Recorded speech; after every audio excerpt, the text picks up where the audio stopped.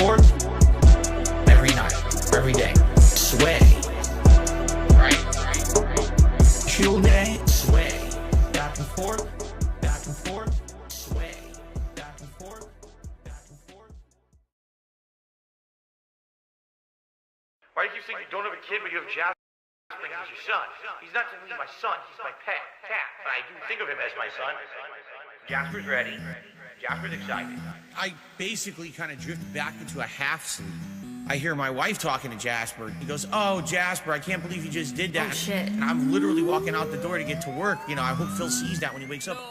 I start hearing whoop, whoop, whoop, whoop, whoop. She decided to barf everywhere. He barfed on the comforter, whoop, whoop, whoop, whoop, whoop, on our bed. And then he did it multiple places throughout the house. It just freaks me out.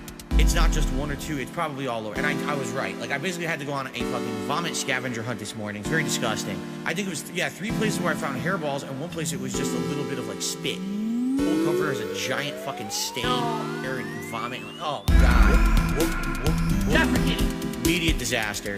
Vomit everywhere. And how badly will the vomit be? Up in the air. Up in the air.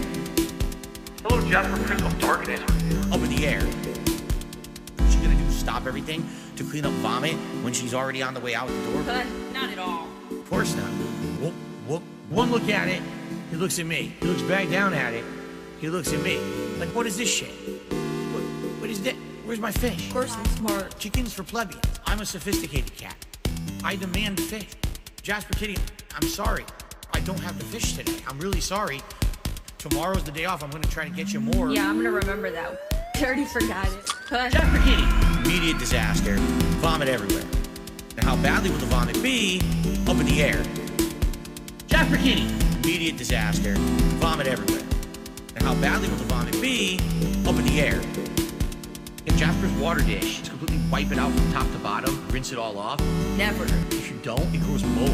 It's disgusting. It really is gross. This fucking pink-ass mold grows in it. I'm trying to get some extra sleep. What you gonna do, stop everything to clean up? No. Of course not. Duh. When she's already on the way out the door? You're an awful person.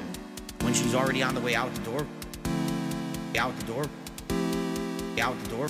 Out the door? Out the door? No. Out the door? Out the door? I start hearing whoop, whoop, whoop, whoop, whoop. No. Whoop, whoop, whoop, whoop, whoop. No. I'm done. I start hearing whoop, whoop, whoop, whoop. Jasper Kitty! Immediate disaster. Vomit everywhere. And how badly will the vomit be? Up in the air. Jasper Kitty! Immediate disaster. Vomit everywhere. And how badly will the vomit be? Up in the air.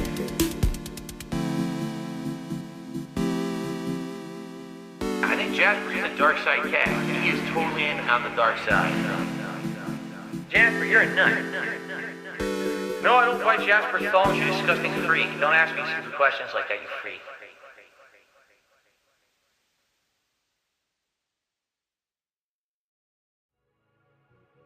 Mark my fucking words. I'm coming for you. I'm gonna find out who the fuck you are.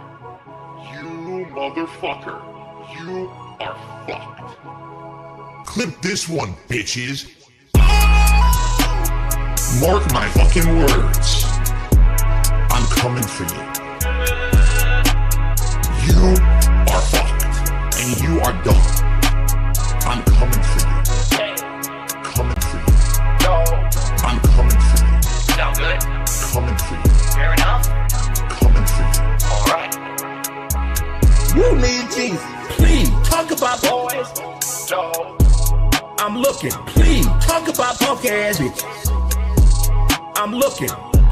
We come from the bottom, and he cleans us off, and he raises us up. Raises us up. A man can lay with a man, but it's reached a point of, I believe, sexual attraction for Philip. Enough with the being completely unfair to me and trying to make it out like I'm a villain.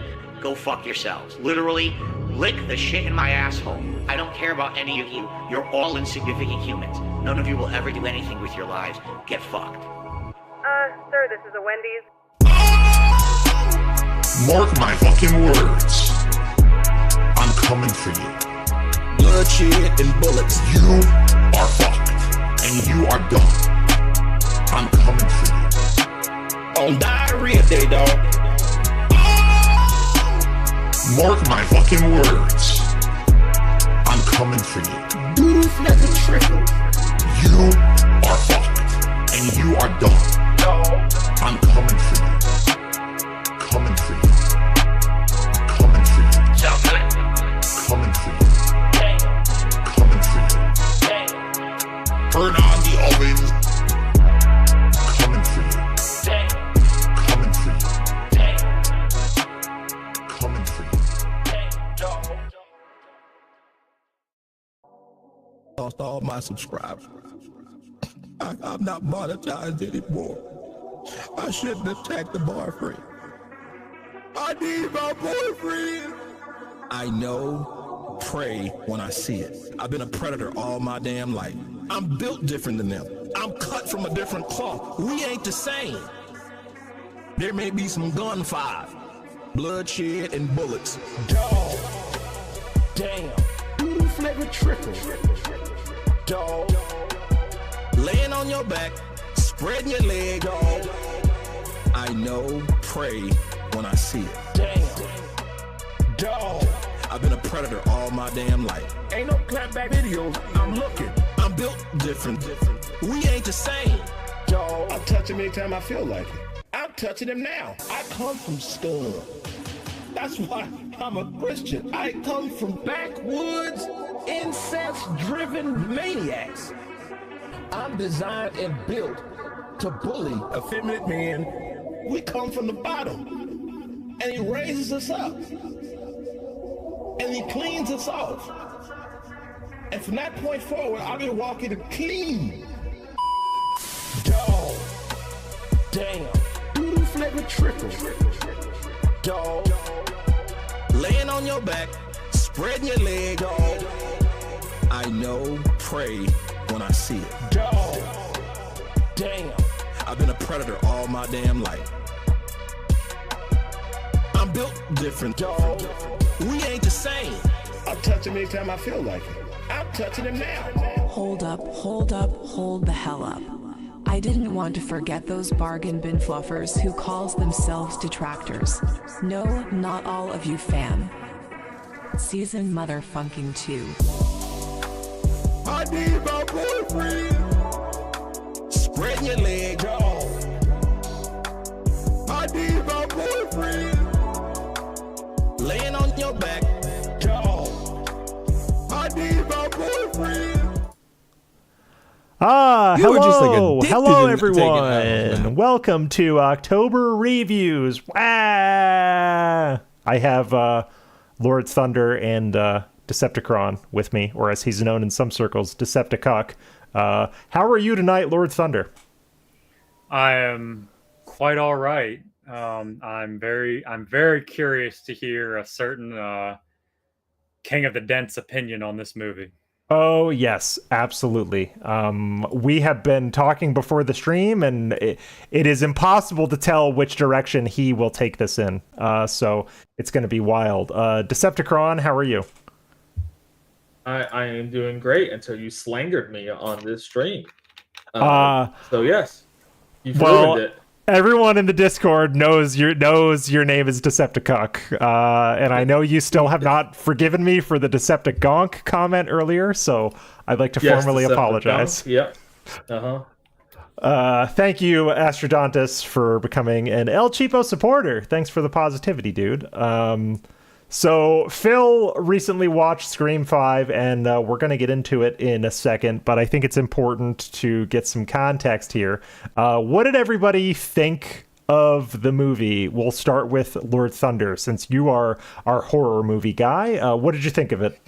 So I knew going in that this movie was going to try and be more comedy horror than, like, say, Halloween. So I kind of, like, condition myself for that. And I'm not gonna lie, while the kills in this movie weren't anything special, I enjoyed the movie in that I didn't treat it like I would a traditional slasher. Mm-hmm. Yeah, I mean, it's. I wouldn't say it's a great movie. I mean, it's fine. Yeah. I Okay, enjoyed it. so you Fine. so you enjoyed it. Okay. Decepticon, what was your take on the movie? How did you feel about it? Well, I'm not a shill, and I hated it. It was not Wow. great. Yeah. Wow. It was too meta. It like burnt me out on the meta aspect of it. The kills were not that great, and even the plot was meh. Like nothing about it was crazy good in my opinion. And then it relied so heavily on the past cast, and I'm not a big fan of Scream, so I didn't know the lure, the history of Scream, so I was kind of lost at some points. So have you not seen the previous Screams? Or I've seen, I think, 1 and 2 a long time ago. Okay. And so it's like some of the things they reference seemed familiar, but it wasn't like I didn't expect to have to do homework for this movie because this movie was my homework for this stream. Yeah, I had very similar feelings to Decepticon on this. I didn't like it, and I think the main reason why I didn't like it is when everyone is a suspect, it was hard to know who to root for. So I just didn't find myself caring about anybody. So I was like, oh, all these people are disposable. I don't care. And they were dumb kids. It was a movie about dumb 17-year-olds. Predominantly. So I didn't care about it, and none of the kills were cool, as Decepticon said. The one good scene was the very beginning where Jenna Ortega has the phone conversation with Ghostface. That was like the one cool scene, and then the movie was just in a slow and steady decline after that, in my opinion. So yeah, the opening scene, I thought I was watching Scary Movie. Oh yeah, no, it looked like a parody, and they framed it like a parody. Yeah. And I guess that's the point of it. But the thing is, the whole thing felt like Scary Movie. Yeah, I guess that's my problem. Like, I think like the meta aspect just spread out way too much throughout the whole thing. I do have some favorite scenes. The opening scene, the one scene where they get all the friends together and they say, "One of you's the killer." And they have like this like dialogue between them. I thought that's fun. Yeah, exactly. There were fun moments in this movie, but it was kind of stupid. And I like stupid movies. Listen, one of my favorite movies is The Substitute with Tom Berenger. So I like I like stupid as shit movies. But this is not one of those. Oh, Lord Thunder, if you want to watch The Substitute sometime, we can, because I fucking love that movie. Real quick, I might have a movie night in the Tractor Beam tomorrow. Ooh, what are you watching? What are you watching? I haven't decided. I'm running a 10-mile race tomorrow, so I'm going to have some time to think. Okay. And I will post something about what it will be, but I'm thinking of doing something. Also, while we are slightly derailed, happy birthday, Neve Campbell. Okay, yep. Happy birthday, Neve Campbell. Still one of the prettiest ladies in movies, in my opinion. She's my great. Favorite final girl. The best final girl, and she was actually one of the good parts of this movie for what they used her for. And she was far and away the best returning cast member. Oh yeah, in this movie. She nailed it, and she still looks great. I can't stress enough how, as like a mature lady, we'll say, she looks great. She was good in Twisted Metal too. So also, if you haven't watched Twisted Metal, go watch it. It's better than you think. So now, guys, do you want to get to the react? Do you want to rip this Band-Aid off right now? I mean, I know you don't want to, but you're contractually obligated, so let's go. Yeah, I signed the contract. Yep. Kidding, there's no contract, guys. Don't take that seriously. Contract. KAHN tract. Contract. Mm-hmm.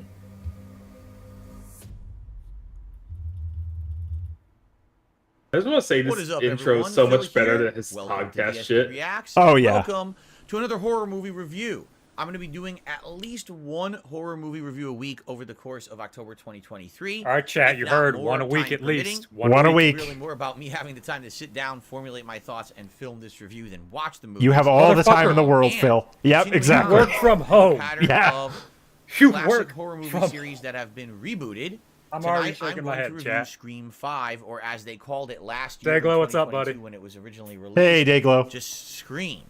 And much like a lot of horror series that tried to reboot the series with just the original name, it can definitely cause some confusion. Soda Scream time. was a really awesome horror movie that came out in the 1990s, and the reason that it was so unique is because it was meta before we even knew what that meant. It broke the fourth Wait, wall. what? Essentially, in the movie, I mean, it was the meta, characters were but self-aware. I don't think I know it was meta. I don't but think it's it like means. saying- I don't think it means what he thinks it means. On how to survive, or But how to do he's really saying it was meta responsible before we things knew and what essentially meta get was. murdered quick. The movie was unique because Oh yeah, that good point. Let's pause and point that out. The term meta has been around for decades to describe media. Yeah, it's He just didn't know what it meant. Ergo, no one knew what it meant back then. You know, Like, I think to that, that's a true Naked Gun, Philism. Yeah, Naked Gun was meta. Hot Shots was meta. Spaceballs was meta. Airplane. Any like this, any there's parody so many movie. meta movies. Yeah, any parody movie was meta. And there was a string of parody movies back in the 80s, as we know. We just listed a bunch of them. God, Phil. it had twists and turns in the plot. You didn't really know who the killers were. It wasn't cliche like other horror movies where you know, okay, that's Jason, or that's Michael Myers, or Freddy Krueger. You had a mystery killer. And the whole movie was a whodunit, pointing fingers at, you know, Who done actually it? is The murderer. finger And motion. at the end, Who through done a it? lot of gore and a lot of death. Twist ending, pretty cool. And it really kind of started. Yeah, so a whole new can we idea talk of about what the Scream classic 5 now, Phil? slasher horror movie should be. Well, the Scream franchise went on to have 3 movies in its original trilogy over the next, I think it was like 5 or 6 years, that all did pretty good at the box office. But at the end of the third one, people realized it was time to kind of. Why wrap is up he that giving a plot. history of They Scream? tried to revive the series in 2011. You kind of need a history of Scream 4. Scream And when to Scream understand 4 the came plot of out, Scream 5. man, did it get hit with a lot of backlash and criticism. Mostly because the movie had really kind of. Do you think Derek thrown sent him the away wiki entries a before lot of the he does these? established lore and I feel like tropes this is a wiki that entry. Was part of the series all along. It had a new lead instead of Sidney Prescott. Yep, the girl from Unsalted that Skies who says was always stalked by Philopedia. this Ghostface Exactly. killer. It was Philopedia. someone new. The characters weren't as interesting, nor did many of them have really interesting ties to the original cast. That was one of the cool things about the original Scream trilogy, is that you had these recurring characters. You know, Dewey, who was the deputy in town who ends up trying to stop the Big ups killer, David who's thwarted Arquette. at every turn. David Arquette was pretty The good news in this. reporter I Gail liked him Weathers for what he continues did. covering the Yeah. story of the Ghostface killer and keeps getting sucked into the realm of it. Of course, Sydney and her whole family who get pulled into it repeatedly. You never knew if the Ghostface is one of her family members Yes, or Phil. not. She as was well as the other original main supporting character. characters Of course, along she the way. keeps getting sucked back. Jesus Well, Christ. Scream 4 really threw it out. I mean, and that's now, without let's pause and marinate on that for a minute. That's the one thing about all of these horror movie franchises that remains consistent. There's usually one survivor who is the one constant. I mean, the Halloween series has Laurie Strode. Laurie Strode, not always, but most of the time, it comes back to her and her family and her ordeal on that night in the late 70s. That in itself is a horror movie trope. It was always going to come back to Sidney Prescott. That's just how this movie was going to go. Without spoiling, basically, people did not like who the killer was in Scream 4. I saw Scream 4 around 2011, 2012. I, too, thought it was absolutely ridiculous. Now, not to say... I, that too, the Scream thought it was movies are ridiculous, sir. hyper-realistic by any means. But at the same time, they follow lines of logic. And if you've been following the lines of logic of Scream up to that point, Scream 4 didn't really make sense. Let's put it that way. So after Scream 4 was essentially hit with tons of criticism and saying, wow, they really ran this franchise into the ground, I wish they never revived it, it's now been 11 years since they made a Scream movie. 2011 all the way to 2022. So when Scream 5 Relevance? Hello. What they announced was that it was going to be a return to form. One of these new series, rebooted. See, it's Scream, not Scream 5. But it is still the continuation of the plot line of the original. He's quoting the movie right now without quoting the movie. There's this whole scene in the movie where they explain what a requel is, and that's basically this right here. He's quoting the movie. I'm just shaking my head at this right now. Like, what are we on about? Like, get to the fucking point. How far into this are we? We are 25% a already. little bit over 4. We're 408 in, and he hasn't said a thing about the actual movie. Nothing. Yeah, this is so much padding just to get to the actual review. Like you want to see this movie like over a year after it came out, and you get this shit. Like This is you got to write a 12-page book report, and you're at 10 and a quarter pages, so you're just throwing fluff in there. Yes. He's padding. He's padding hard. D-Dog is asking if they could turn DSP up just a tad. He is DSP low. up a tad? Yes, I can. I can turn DSP up a tad. Wait one. Let's see. I think I have him. I have him as a filter. And yes. Okay. I will turn him up a tad. All right. I've turned DSP up a tad. Let's go. Original 4 movies. Much like the original movies, this movie is very meta and very. And you know what else I should do? I should boost him with the enhancer. That's what I didn't do. Once again, the characters in the movie know that essentially they're in a horror movie. Okay. In fact, one of the running parodies. The characters know they're in the Universal movie takes place in. No, that's in the movie. He's wrong. That's not exactly it. What's happening in real life after the fact, which is I think weird. it's just his Imagine phrasing. if you were in Friday the 13th and there was something called Hockey Mask Killer playing at the movie theater, where the hockey mask killer was outside named Jason Voorhees killing some people in the street. That's essentially what happens in the Scream franchise. So when they announced that they were going to reboot it, I think a lot of people. And what does that mean for this movie? I didn't see this last year. I actually just saw it for the first time the other night. I don't want to spoil much of the plot. It's like he's talking about. It's like he's talking about the book report he's going to eventually write. You know what I mean? That's what this feels like. Go ahead, Thunder. I'm very curious of him saying, "I don't want to spoil much of the actual plot." This movie is literally so old. The sequel that came out is already 6 months old. Like, dude. Yes. Come on. And this movie came out in 2022 already. So think about that. Maybe he doesn't want to spoil it because he doesn't understand it. It was too convoluted. Oh for him. yeah, I don't want to spoil it, but secretly he just didn't get it. I like that. Yeah, I like that. Yeah, I like it a lot. Maybe he's baffled by this movie because at the end of this movie it doesn't show you which of the killers did which kill, and he's still trying to figure that out. I think you're right. I think you're 100% right. If you're interested in this movie, I'm going to do my best to not spoil it for you, because I feel that the intricacies of the whodunit plot in Scream movies is no, we have not seen Saw X. I hope he watches it. That'd be great. Saw X is fantastic. But I am going to give you some general plot points. For example, there is a new protagonist. There is a new family of people intertwined with the ghost face. That's not exactly true. New protagonist doesn't quite describe it. I don't think he understood the movie, guys. I mean, it's new as in like new actor. Okay, it's very it's very vague. Like the character archetypes are very vague in this movie on purpose.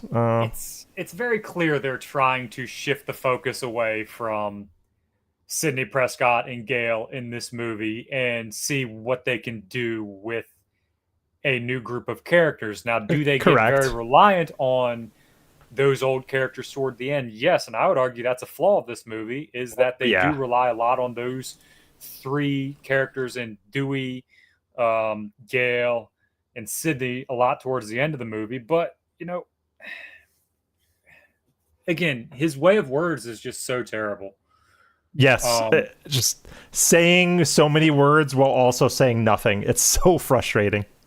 But yeah, Saw X, Game Master asked about it in chat. It's good. I enjoyed it. It's probably one of the top 2 movies in the franchise for me.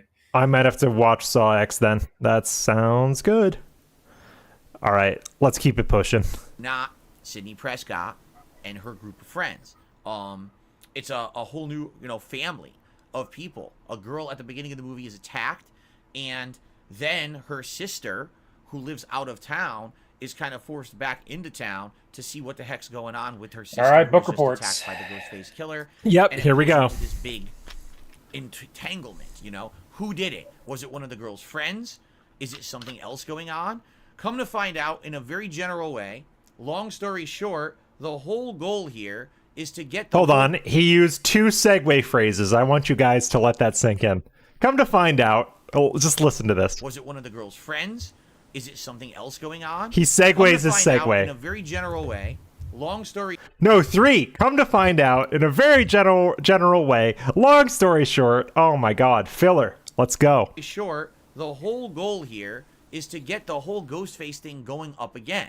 Okay. So, who is Ghostface? That's a poor summation of it. And it's not it's not as simple as get the whole Ghostface thing going on. It's about 2 obsessed fans. That's ultimately what it boils down to. He's being very reductive, and I don't like it. It's really reductive. People in this town again. Part of me is wondering, like, do people know, or does he know, or how aware is he that we're watching his movie reviews and just people are eviscerating him on this? I know Pop has watched some of these in his streams, and watching Pop commentate one of these movie reviews is hysterical. Oh, I have not watched Pop watch those, but I bet it's amazing. He did this one, I think. Okay. And I will try and find it because I fell asleep, and then I saw a segment that was like, because he timestamps the shit, it's like, DSP reacts to whatever. I'm like, oh. And then I clicked and watched like 20 seconds of the middle of it. I'm like, oh yeah, this is fantastic. I will go back and watch this. I often fall asleep during a Pop stream, and then I'm woken up by Pop screaming. So that usually works. You know, what is the relationship? Is there even a relationship, or is it a total stranger? Over the course of the movie, it's interesting because I'd say the entire first like 2/3 of the movie is all about new characters. What's interesting? Right? These 2 sisters, Thank you. One of which was attacked, and why they're being attacked. So he hasn't described anything. Like, I'll even say that first opening scene was cool. The opening moments of this movie hooked me. Like, it was a very well shot scene, and he hasn't mentioned any specifics of the movie. He could have literally just read a Wikipedia synopsis and just gone with this. I'm pretty sure you learn early on why these characters are relevant.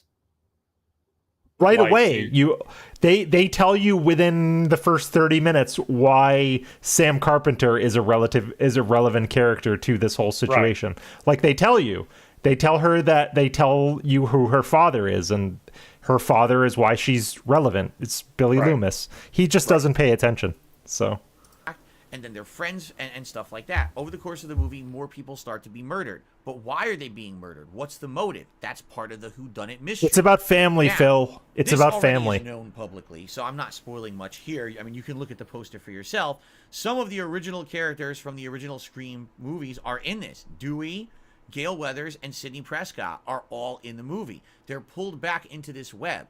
Dewey is recruited by the newcomer. I hate the way he says Dewey. Dewey. Trying to get him to help them figure out who the killer is and stop it. These characters have names, you gin-brained idiot. But they get yes. in. No, he's not. He's not saying Gale, Sydney. Like, he's not. Other different ways into the web. The movie has a lot of meta stuff. Again, fourth wall breaking. A lot of the characters are actually either relatives or friends or in relation to previous characters from the series. And there's even some other returning supporting characters, not as big as those big 3 I mentioned, that are in it. And definitely this movie has stakes and consequences. And what I will say is, without spoiling again, you chose to broke the law, live with the consequences. Okay? That's huge. In a lot of these movie series, everyone seems to be safe. Right? It's a slasher film, dude. People die. A lot of people die in this movie. Not in this one. And that's an interesting spin, because it means that it's actually more interesting when you know no one has plot armor. Okay? That's not true. There are 2 very specific characters that have a lot of plot armor in this movie. Once you find out who they are, they have a lot of plot armor. It's interesting and good. And I will actually the killers in this movie have the most plot armor of anybody. They literally had armor. They got shot. They got shot and stabbed, and the people that were the killers didn't have a fucking mark on them in other scenes. I don't know how more obvious you have to make it that they have plot armor when the killer reveals he had a bulletproof vest on. Like, how much more do you need to realize that they do have plot armor? Yes, like, literal plot. Wearing yes, it and showing it to the camera. Yes. Oh my God, Phil. Or don't do a very good job. I'll give you like he's just examples. that dense. Okay. Yeah, Dude, he's his that character stupid. Actually, has a really great plot line in this movie, and I feel is actually probably the best character. I was happy to see him back and to see Of course, him you think essentially the take on alcoholic almost is the like a best hero character. role. Oh yeah, that's right. That's right. Alcoholic with an estranged ex-wife. Yep, that is Phil to Panda Lee. He sees himself and Panda Lee in this movie. Let's fucking go. But Jesus Christ, the characters superstar. of Gale Weathers and Sidney Prescott, honestly, they don't really do much. Oh, fuck you, dude. They saved the entire movie. This movie would have been a walkout for me. If I saw this in the theater, this movie would have been a walkout for me had Gale and Sydney not shown up. I'm gonna be real. That's a very shit statement because a lot of people hated the fact that Nev Campbell was not in Scream 6. Wow. So it's what the fans wanted. Yeah. Yeah. I mean, with franchises like this where the movies aren't always, cinematic masterpieces as far as like narrative and everything. Yep. There's an amount of fan service. It's, hey, let me bring back this beloved character, and sure. And somebody with such a limited worldview as him, like I don't think he gets that because he doesn't form emotional attachments to anything other than WWE champions and gin. True. I mean, he doesn't form attachments to media, people, anything really. That's a really good point. Let's keep it going, boys. By the Fair time point, they come Deadpool. back into the movie's plot, they're just like extra bodies to be put in the way of the killer. They don't really do much. They don't have many intelligent thoughts or ideas of how to stop the killer. I don't know. I found the deaths impactful. They just weren't very cool to watch. Yeah, they weren't cool to watch. But also, like any slasher is going to have like some bother, so you can like, pull off cool kills. But this movie didn't even do cool kills. No, it was just your standard stabby kills. Actually, the best kills were when the killers got killed. Were the actual best kills. The lady getting set on fire with the propane stove. Oh, like that was funny. I actually laughed when that happened. I laughed out loud because it was so funny and stupid. And I was like, yeah, I've been waiting for this whole movie. If you watch this movie, the very last kill in this movie is honestly the funniest kill in the movie. It's so funny. I actually laughed at my computer when I watched that. I was like, oh, that lady's on fire now. It's very clear when that bitch's plot armor ran out. It's really funny. And it happens so slowly, and it just, it's great. It's great. Exactly, Dead School. Yes, that actress did that in Once Upon a Time in Hollywood. Exactly. Around them, you can tell that these actresses... Oh, see, I didn't know that. I never saw it Once Upon a Time in Hollywood. Recently. They don't really do a very good job, honestly. Like I said, they kind of look like mannequins standing around. If she's in Once Upon a Time in Hollywood, I can guarantee that Quentin Tarantino shot her feet. That's like the one. That's the one thing I can know about Once Upon a Time in Hollywood without all the girls had their feet shot because it's Quentin Tarantino. These roles, I think they could have done a much better job. Overall, I really liked the movie. Oh God, I would love Phil to react to Quentin Tarantino's entire catalog. I would love that. I'd love to see his take on like Pulp Fiction. It'd be so funny. No, Django. Oh God, yes, his take on Django. So Christoph Waltz plays a dentist, but the dentist is a bounty hunter? Huh? Now I understand that. He chews down his fingers down to the nub, while watching it. Yeah. Don Johnson? Yeah. Don Johnson wasn't such a bad guy in this, guys. I don't know why everyone hates him. Don Johnson. Oh, God, that was... He's going to be like, Leonardo DiCaprio did nothing wrong.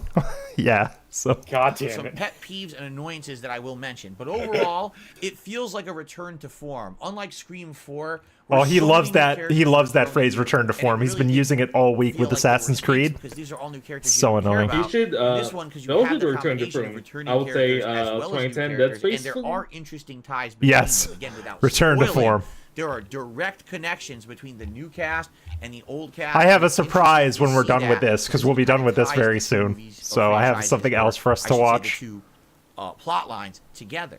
And that was neat to see that. And Neato, guys. I will definitely say this, okay? Okay. I think they needed Sounds to do good. this because if they once again did Scream 5, okay, we're going back to basics. We're going to bring back the original cast and it's only about them again. I do feel like it wouldn't have been as interesting. At some point, you need to move on from the past, and it was cool to see a whole new group of protagonists. You have the floor, Thunder. Go ahead. God damn it, Phil. These. Of course they need to move on past the characters. Of course they know they can't do Scream 4 again. Why? They can't make the same. We can't make the same movie again. What? No. God No. damn it, Philip. God damn it. What is wrong with this man? Imagine him being that meme, though. Imagine like having to make a movie about Phil every few years, and you'd have to bring up past Phil while also making new Phil. I don't think you could do it. It's just not possible because Phil is already meta about Phil. You know. I don't know. Just something to think about. I don't know. Kind of picking up the reins for where this franchise is going to go in the future. And unlike Scream 4, it wasn't just people there for the sake of being there because they're being stalked by Ghostface. These people have ties to the original plot lines of the original movies, and that's a good thing. But once again, they literally set the ridiculous table things with in Scream these 4 movies as it's the that you kinda 15th have to anniversary of the suspend killing. So your disbelief. So I'm just going to give you two examples. Because they say in the movie 15 years ago to the day. Someone actually says that. Yeah. Like, again, the table is set very early on. He just doesn't comprehend what's going on. Like, it's ultimately slasher movies are not that hard to understand. They're supposed to... Yeah, they're supposed to be very easy to understand from a plot perspective. I mean, he didn't understand why Michael Myers being bus transferred to another facility on Halloween night was significant. You know, like he missed that. So yeah, he was gonna miss this. This isn't. It's not hard to understand these movies, but this man who. Please donate your brain to science when you die, Phil. Please. Oh, yes. Please, give me that. So we can count the holes, because, God, there's so many holes. Go ahead, Decepticon.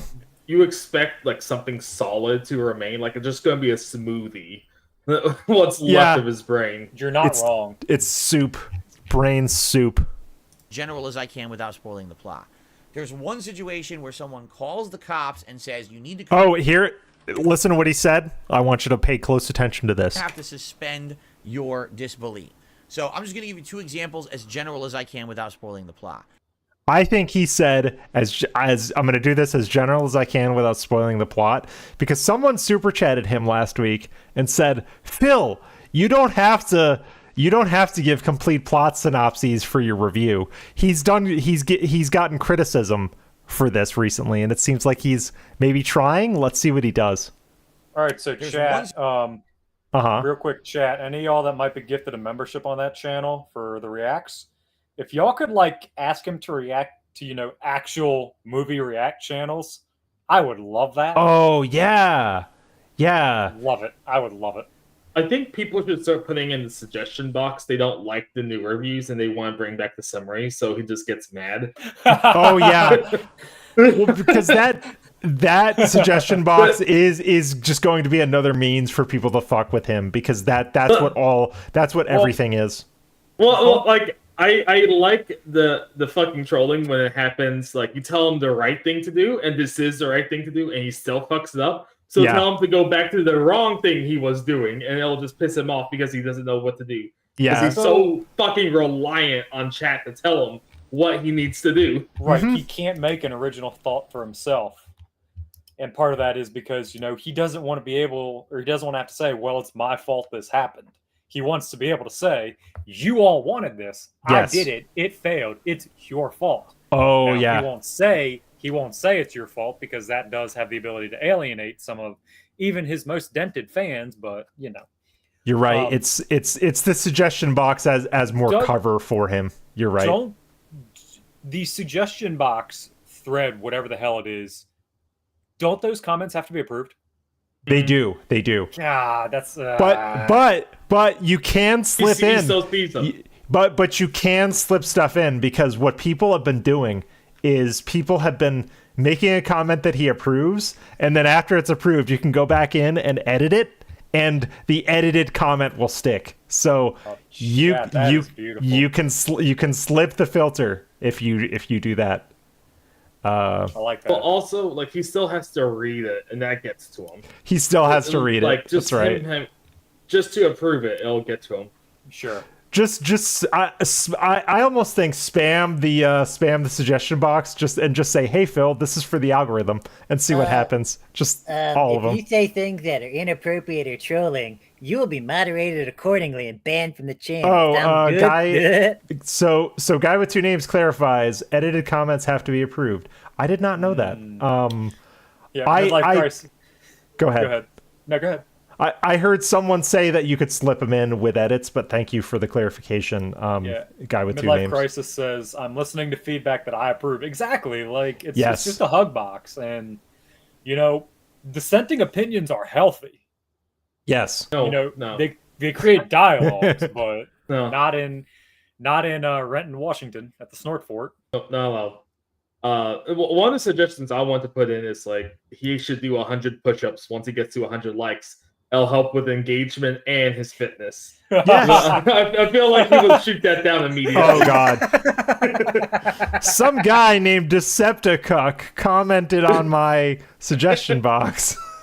Yeah, I should do 100 push-ups every time I get 100 likes. You want me to really pause the stream to do 100 push-ups? Here, I'll start the stream again for you. Hold on. Yeah, and that's yep. Stupid intro. Situation where someone calls the cops into the abyss. Even a town called Renton sounds dented. Correct. Everyone's at risk. Then there proceeds to be like a 10 to 15 minute scene where the cops don't show up. Where were they? Okay, Phil. You know, it's a horror movie. Stop being so literal, please. It's also in a town where there's a small sheriff's department of like 5 people, right? And the sheriff is literally dead. Yeah, the sheriff is literally dead. And it was significant enough that they had to, like, they were debating whether they should post a person at Tara's room because they were like, oh, we don't have the manpower. So, like, it was literally a town where one sheriff makes a difference. So D-Talk says they were looking for a 2017 Toyota tire. They were busy. They were busy. That's what you get, Phil. You were using police resources. That's what you get. It's your fault. Chad, I love y'all. Y'all come through with the gold. Chat's the best. We've got some legendary chatters here tonight. And oh my God, bloody murder! Everyone converge bloody on this murder. House. Where are the cops? They take so long. Of course, they're too late to help, right? And then there's another situation.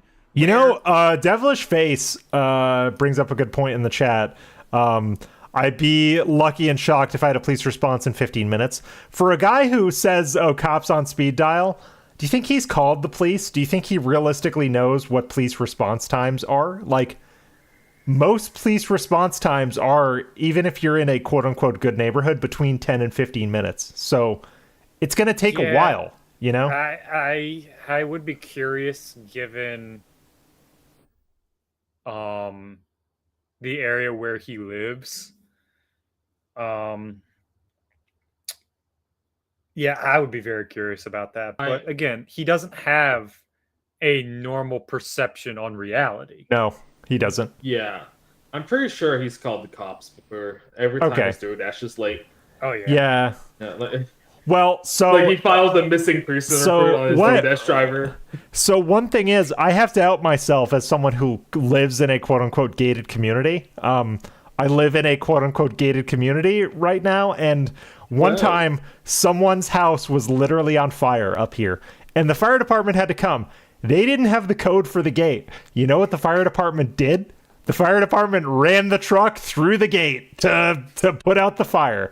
But it took them like a couple extra minutes because they were deciding whether they should crash the gate.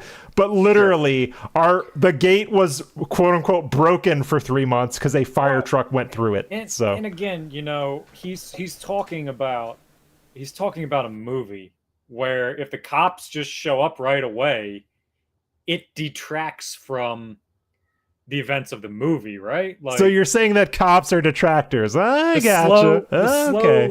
God damn it.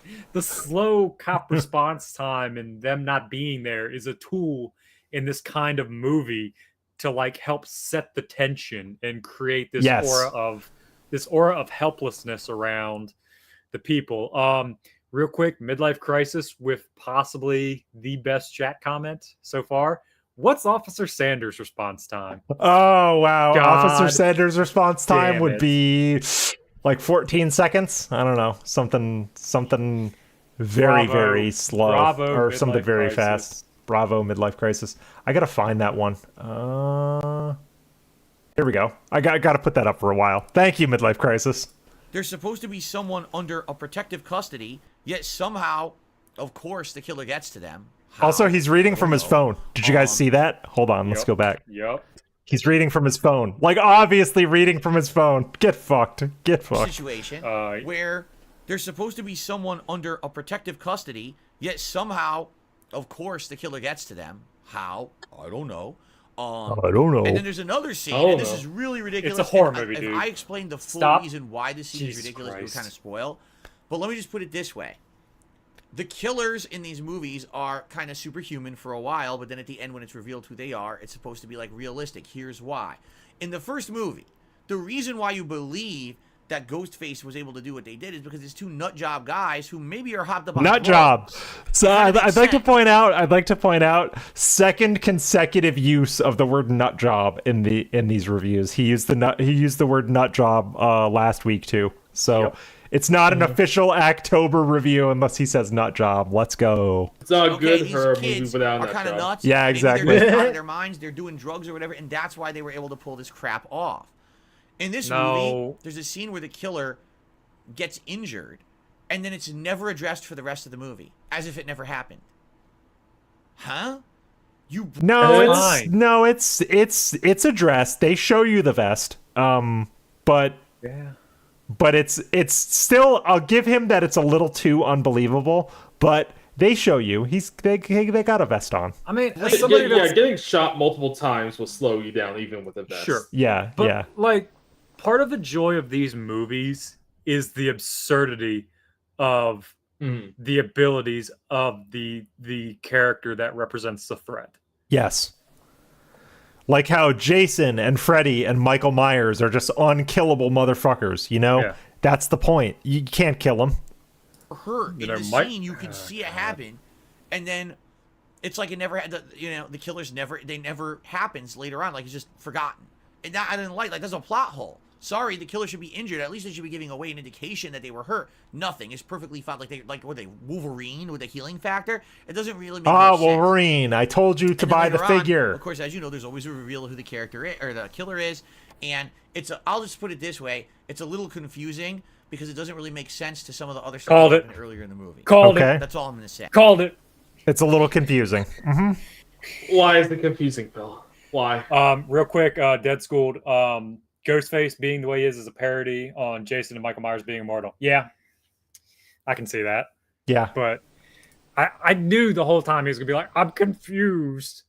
It's not that hard to understand. No, this movie was very straightforward, like shockingly, like even more straightforward than Halloween, I would say. Oh God, why? D-Dog says booby shaking. Gross, but you're right. Yes, that's true. My realism, Banana Jones. Oh, my realism in my horror Dayglow movies. says Phil was too drunk for the movie. I wouldn't rule that out. Probably, yeah. I could imagine him watching this laying on the couch with his phone at 2 a.m. It's probably how he consumed this. Drunk playing Champions. Yes. Some of you will understand if you've seen the movie or if you're going to see the movie. Again, I don't want to spoil the whole plot for you guys. But Overall, I still found it highly enjoyable, I should Okay, he corrected himself. I was gonna be like, highly enjoying. What? Come on. say. Even with the things that were like, again, when you go into a movie like this, you have to suspend your disbelief. But at the same time, it's kind of a cop-out, especially a whodunit, where you're trying to guess who's the killer, and at the end, you're like, oh, now how did that make sense? It doesn't, right? So that kind of got me. But at the same time, I really liked the movie. But here's the thing. Oh, Massive Alpha Thunder. Okay. Right? This was the one. Phil liked the movie. Sydney, Get fucked, Lord Gale, Thunder. They brought back Dewey. There's other returning characters God as well damn that it. aren't even probably on this poster. Will the next one, Scream 6, which just came out this year, have returning characters 6 again? You want to know the truth? months I don't ago. think it should. I think it was nice to see them back, but man, like I said, especially with some of the bad. Well, Phil, it doesn't matter what you think because they already made the movie. Like, just watch the fucking movie, man. 6 months ago. That's April, Philium. The movie in question came out in April. Yes. I went to see it opening night. I remember. Oh. There was a very I think Dead School mentioned it earlier in the chat, or somebody mentioned in chat about how Nev Campbell had a spat with the people making the movie over funding and how much her character was going to be paid, and that led to her not being in the movie. Oh, So, okay. Like So she went and did Twisted Metal instead, and they probably paid her a good bit to do her 5 scenes in that. Okay, cool. she was criminally underused in that movie. In that series, by the way. Oh yeah. Well, there's going to be more of her in season 2 because there's going to be a season 2, and I'm really excited. So yes. I hope there's a season 2. Acting. So to put on my media hat, generally speaking, in television, if they make a season 1 of a TV show, they make a season 2 at the same time because they usually want to give it one more season. Because if the season takes off, good, they got another season ready to go. Sure. If it doesn't, they can say, well, we'll get the money we can out of the second season we shot. So pretty good authority on my own experience working in that world that there will be a season 2. I could be wrong, but in my own experience, generally most shows, even the shitty ones, get 2 seasons. But that one deserves a second season because goddamn, so much fun. Of Nev Campbell and Courtney Cox really not fitting into the roles and kind of just being extra bodies or mannequins rather than having any kind of real emotion. No, they were the most emotional in the entire movie. Like everybody else was wooden. I would say they were the most fun because they were even saying, "Oh, is this a trap? Yeah, it's a trap," and then they just start blasting. It's fun. They were meta done right. Like those two were meta done right because they're like, "Yep, I bet I've heard this story before. I've been here before," and they had fun with it. Yeah, I don't know. Something about it was just. It was good. I don't know. It felt like Evil Dead in a way. I love Evil Dead and like kind of how fun that gets. This Evil like Dead is a gem. Way. Yes. So, yes. God. Didn't feel it from them at all. And I get it, the nostalgia factor. This was the movie to tie the original plot to a new plot so that it could continue on. I'm okay with that. But now I'd actually like to see this series of movies continue on with the new cast rather than thanks for stopping by, Derek. The old cast members. So I hope that happens. I hope they do the right thing moving forward. Overall, I liked it. If you're a fan of the original Scream movies, you're gonna like this. If you didn't, oh god, he always does this. He did the same thing. He did the same thing with Halloween last week. He was like, if you're a fan of the Halloween franchise, you're gonna like this. If you're not, I don't know. That's what he always says. No, I hate it when people say, "Oh, if you're a fan of X, you're going to enjoy this." I mean, that doesn't tell me anything about the movie. Well, okay. It shoehorns people into, liking everything just because it's it's fanboyism type things. Well, this gets back into like Phil's psychology, right? Because he thinks everyone is like him, and he always thinks, I liked X, thus I should consume more of X. So he just thinks that people are like him. I think that's what this opinion comes down to, fundamentally. What if by the end of this, October, he'll say there's too much Halloween movies now? Yeah, I don't get it, guys. Yeah, it's like, oh, you want to watch more? You should watch this if you like this. Now there's too much of this. Yes. It's, yes. He always overindulges in it. Sure. Yeah. Well, he was talking about that earlier today or yesterday. He was like, "Guys, I don't know if I can get all these done." It's like, I'm gonna be honest with you. I don't know if I can get all these movie reviews done. It's like, fuck, man. I don't. Again, man wakes up at like 10 o'clock in the morning. Yep. Man stays up all hours of the night watching people playing Street Fighter. I don't want to hear the I don't have time to do something. Shut the hell up. Yeah. Be an adult. You know, plan your shit out better. It's God damn it. Chat though, serious question. Is Jurassic Park a horror movie? No. Jurassic Park is not a horror movie. I heard that today. That's like a thriller. I heard him talking about it earlier today, and Jurassic Park is not a horror movie. It's a sci-fi thriller. It's not a horror movie. I saw D-Dog's comment about it, about his Jurassic Park horror movie. It's so bad. It's a sci-fi thriller with horror elements, and there's a lot of that. Alien, horror movie. Sci-fi, but horror, fundamentally. You could even say The Terminator is a horror movie, because it is a slasher movie to a fucking T. But Jurassic Park, no, it's not. All right, let's KO this. See the original ones, and you see this movie, you'll have no idea what's going on. You absolutely need to know who the characters are to understand the context of what's going on in this movie.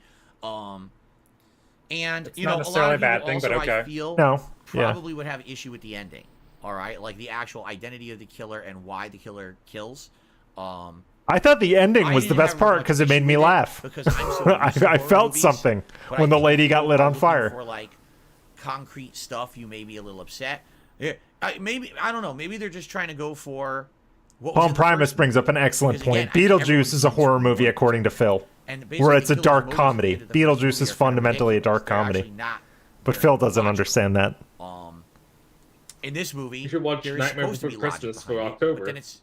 Let me put it this he way, should. It's not the best that would actually be like a weird choice, but he might have fun with it. He's crying about logic. I really liked it as a reinvigoration of. This ending was so straightforward. Like, what are we doing? What are we doing, Phil? Like, this ending was not difficult to understand. The motives of the killers, while convoluted, was very cut and dry in my opinion. Yeah. Like, it was easy to follow. Like,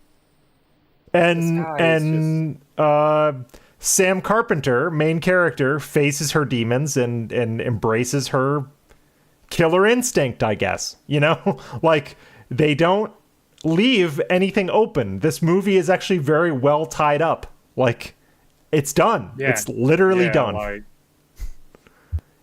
Every thread they pull on is resolved by the end of this movie. I don't know what the fuck he's talking about. Yeah. I got nothing. I'm just no words. It's just Phil being Phil. It's Phil being Phil. Move on. Let's get this done. The franchise, I think it went in the right direction, and I'm very curious now to see the next one from this year, because that one came out within like a year of the one before. They put that together fast, right? So I'm curious, does it live up to how good Scream 5 was, or is it way worse now that I guess way former worse cast members are no longer in it? So Scream 5, I enjoyed it. I didn't love it, but I Midlife Crisis says it is curious. way better than Scream 4. Scream 4, I did not like at all. This movie, I was enjoying. I think that they had some love and attention to the original characters and original plots with those callbacks. That's why they did them.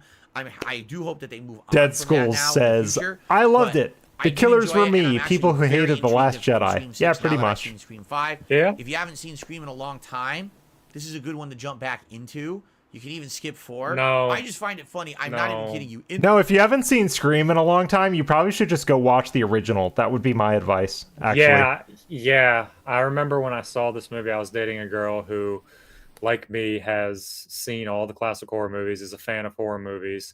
And when we went to see this movie, she goes, I haven't seen Scream in a long time. And she was admittedly confused after seeing this movie, because it's really not the greatest jump in point. No, it's not. There were some things they could, like Decepticon said, you know, I felt like I needed to do homework with this movie. And that's a fair criticism of this movie, because you're kind of seeing like a movie like Halloween 2018 that did a lot better job of summarizing without directly showing events that happened, whereas this movie left a little bit to be desired in that summarization aspect. But Yes, like Scream 1 is the best way to cleanse your palate after this, I would say. Yeah. Oh yeah. So if anybody wants to, like, don't watch this movie. Like, if you watch this movie for this stream, good, but just watch Scream 1. It's everywhere. You can get it. The movie, they outright are making fun of Scream 4, but not really. They're making fun of the latest Stab movie, and they're saying, "Oh, you see, the protagonist sucks and the killer sucks." It's hilarious. They're making fun of their own movie. Is this the first time he I wouldn't mentioned Stabbed? Yes. He just brought this up at the end of his review, Right. expecting people to know what Stabbed is. When Stab is mentioned in the first 3 to 5 minutes of this movie, and then people keep saying, "Oh, I've seen Stab. I know what happens." He did mention like a parody movie, but he didn't name it. And now he's saying Stabbed, and people don't understand what that is if they've never seen Scream. But I think using the word parody is a little too reductive. I think this was supposed to be a commentary on itself in a weird way, you know? Yeah, this movie is, he's seeing it as, oh, they're making fun of a previous entry that I felt underperformed. Yes. Or was not up to par. No, they're making fun of fandom as a whole and how people sometimes take the shit too far. They're literally mocking Redditors. Like, this movie is literally mocking over analytical Redditors, because the guy and the girl that were the killers are like, we met on the Reddit thread and we made this whole big plan. They're making fun of we spoiled it. They're making fun of Reddit mouth droolers, literally. So They even said it. We're in some fucked up fan fiction, like in one of the scenes. Like they told him what this movie was. A fucked up fan fiction to continue the franchise. Yes. And I mean, this is kind of a cautionary tale. What happens when stories become, when like mainstream stories become fan fiction? I would argue that Marvel and Star Wars have entered that territory in a lot of respects. I've made my thoughts about Marvel and Star Wars well known, that now they're basically fan fiction. And sometimes that's good and sometimes that's bad. In this case, it's very bad, Sure. Admitting that Scream 4 was terrible and that they wanted to get back to what people liked about the franchise. So I'm happy. He's not wrong, but he's not right. I think so. So Stab was mentioned in Scream 3, wasn't it? Wasn't it like directly mentioned in Scream 3? I think I remember what D-Dog is saying. Like, Stab is a thing that's been mentioned in other Scream movies and other things. That they did that with Scream 5. Give it a look. If you like the originals, I think you'll like it. All right.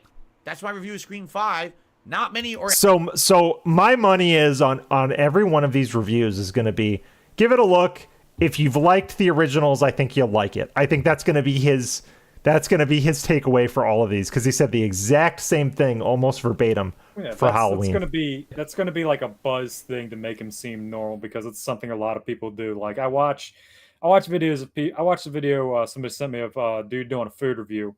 Yeah. And I ended up doing a few more because I saw something I was curious about afterwards. And everyone is like, oh, if you're near X city, check this place out. And then you flash like the business information or something. Sure.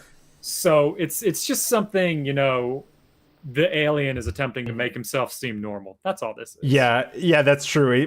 Because it makes him seem like he talks to people, because a lot of streamers, when they comment on something, are like, yeah, if you like this, you might like that other thing. I don't know. Yeah. And it like, because people, I played Starfield like day one, and a lot of people were asking me like, will I like Starfield? And I kept saying, well, if you like Bethesda games, you'll probably get something from Starfield. If you don't, skip it, because it's another one of those, but I think Phil uses that for everything, and it's annoying. Any spoilers in there this time around. So I hope that you enjoyed the review. I will be back. It's a way of him not having a take. Next week or so with another review. Now, what I was going to do is alternate, but I'm not sure if I'm going to go straight for Scream 6 or if I'm going to go for another Halloween movie or something else. We'll see. But I will be reviewing Scream 6 coming up this month. So I hope you'll come back to the channel to check that out. If you enjoyed the review, Again, thanks for watching. Remember, let Yes, it finish. Thunder. Let Let's let him finish, and then we'll have closing statements. Screen 5. All right. Thank you all, and I'll see you soon for another horror movie review. So again, this whole alternating doesn't make sense. Just like, hey, I have 2 Scream movies I want to do. I have 3 Halloween movies. So here's my 2 Halloween or Scream movies. Here's my 3 Halloween. Like it's honestly more confusing to keep alternating. And it kind of, to me, it's not enticing to see the alternating, but if I were doing this on his channel, let's say I'm Phil, right? Let's say I'm him. I'd be doing 2 of these a week, and I'd be going in chronological order. I would do Halloween 2018 and Halloween Kills. Release Halloween 2018 on Tuesday, Halloween Kills on Thursday, and then you just finish Halloween out ends on Saturday. Yeah, and then just get one trilogy done in a week, and then do the newer Scream movies. Well, then you're done in 2 weeks, man. You don't have to stress over it. Look at how he does game playthroughs. Yeah, he makes it a point to day one showcase something, and then it might be 2 or 3 days before he revisits a game. So, people might come around for the day one to see, and, we come around because there's a certain element of fakeness you see with the day one. True.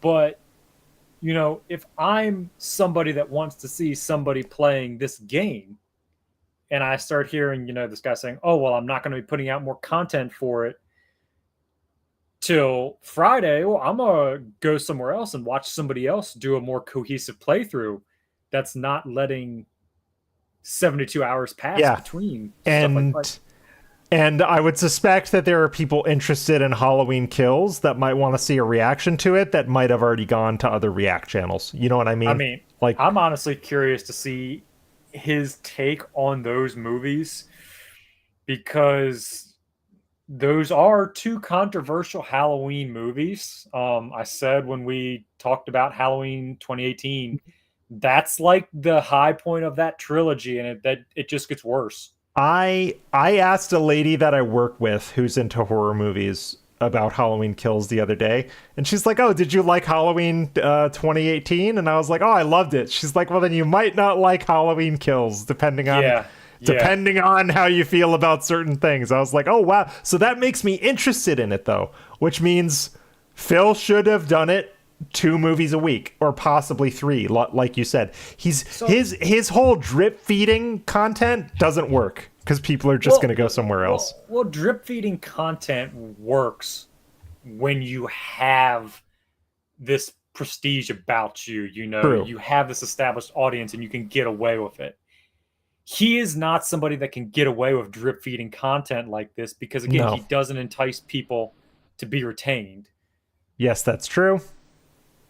Absolutely it's funny. true. I actually saw an article as I was just flipping through Google News one day, and it's like Halloween Kills and Ends director once again forced to defend creative outlet of Halloween Kills and Halloween Ends, and I'm like, yeah, you do got to defend those movies because they fucking suck.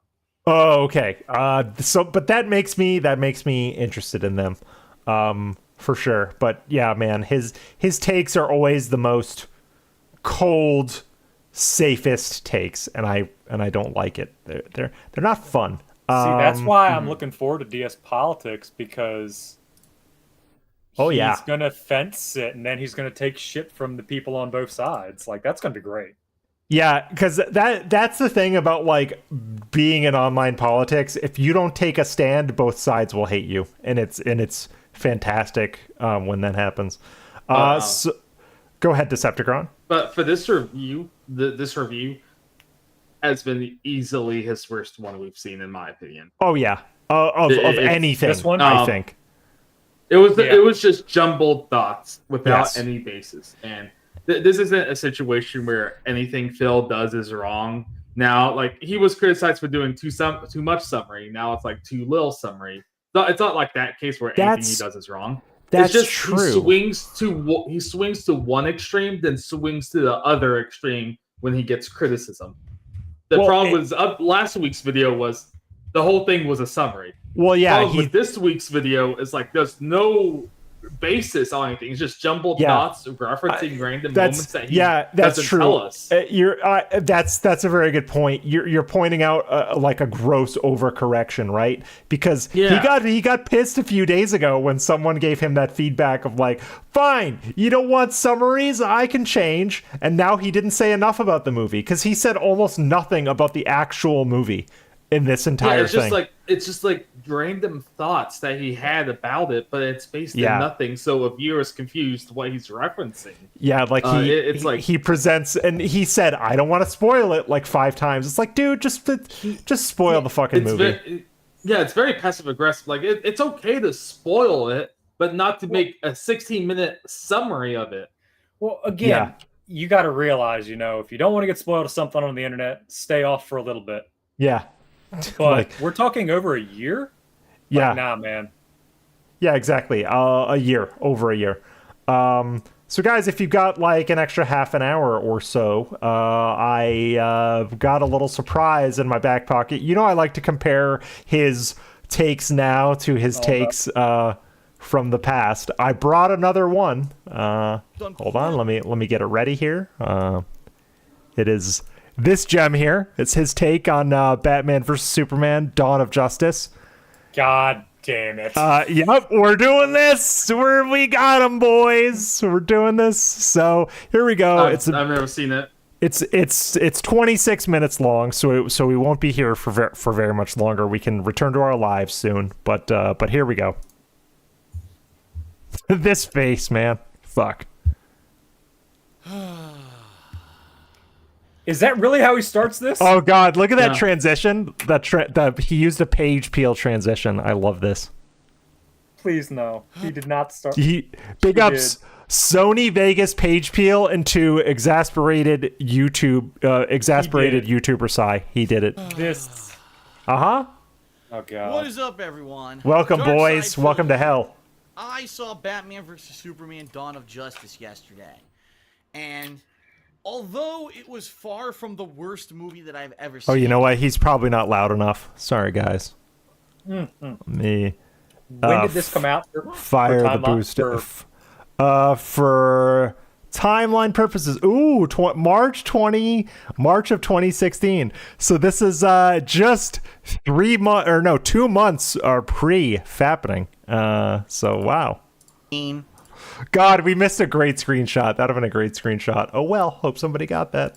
If anything, it just shows that when you're trying to be too ambitious, when there's maybe too many hands involved in a project, and you're trying to lay the groundwork for an entire cinematic universe in one movie, that you can really fuck up. Batman vs. Superman Dawn of Justice, in my opinion, is a convoluted mess that could have been an amazing and great movie, because during the movie, you see moments of greatness. In fact, I made a list of positives and negatives. No, you don't. The positives actually about half a page long. Oh, dude. DSP paper segment. Let's go. I love. Oh my God. Yeah, there's like actual shit written on this paper. Look at this. My God. What a fucking boomer. This is great. There's nothing positive about this movie. I don't like it. Oh yeah, actually, before we get too far into it, Decepticon, have you seen this movie? Have you seen Batman v Superman? Okay, you haven't. So you have a non-opinion. Thunder, you don't like it, right? I hate this movie. I hate the Snyder cut of this movie. Mm-hmm. They're both trash. I'm tired of the fact that DC can't make good movies. Well, they can make great animated movies. They can't make good live action movies to save their life. So, like, God damn it. And this movie was 2.5 hours long too. That's the other thing. Like, it's weird. I remember seeing this in the theaters with my girlfriend at the time, and we walked out of it, and she was like, "What do you think about the movie?" And I was like, "Oh, I liked it." And she immediately just goes, "I hated it. I hated it." Okay. And it took me a while to hate it. It took me like a few days to process, but I was like, "Yeah, it really wasn't that good." So real quick, CL says Man of Steel is good. Yeah, that was probably the one DC live action movie I enjoyed. Man of Steel had some emotion to it for sure. Well, Zod was amazing in that movie. Yeah, Michael Shannon, big ups. Amazing. There we go. Gotta move it down. Was covering Phil's eyes in a very creepy way. And negatives, the positives actually about half a page long, and if the movie had been composed of just that half a page of stuff, probably would have been damn good. So what he just said, if the movie didn't have any of the negatives in it, it would have been good. Okay. Very, very good. Wonderful, Phil. Wonderful. Great. Problem is, there's this other page and a half of negatives of things that were done poorly, things that could have been executed way better. Some might have been issues that the director caused, some might have been casting issues, some could have just been too many hands in the pot trying to make a plot that would spread out to be a Justice League world later on. Let's get into it one by one, and quite honestly, I think what I want to do is start with the positives so we can start on a high note. All right, let's go. Warning, everyone. Before I even get started, I just want to let you know, spoiler alert, I saw the movie, and yes, I am going to be talking about critical plot points about the movie, so if you don't want to be spoiled... See, I actually respect him saying this right here, spoiler alert. He is such a cuck right now, like today, for spoilers. I don't want to spoil anything, but back at this time, he didn't give a fuck, and there's something a little fun about him not giving a fuck. You know what I mean? I don't care about it because at this point, when he's putting this out, the movie had been out for 2 years. True, yeah. So honestly, in my opinion, your window for spoilers is like 3 months. You know what I mean? Like if you want to see the thing, see the thing. Well, do not watch this reactions video until you see the movie. Let's get started. All right, so the first question I think on everyone's mind when it came to this movie, could Ben Affleck pull off Batman? And I am here to wholeheartedly tell you, yes. Ben Affleck actually does a great job as Batman. Wow, he dude. He looks the part. I'm not used to him liking something. He worked out for this movie. He's roided up. He looks like the... Okay, since you've seen it, Lord Thunder, your opinion on Ben Affleck as Batman. Let's get it.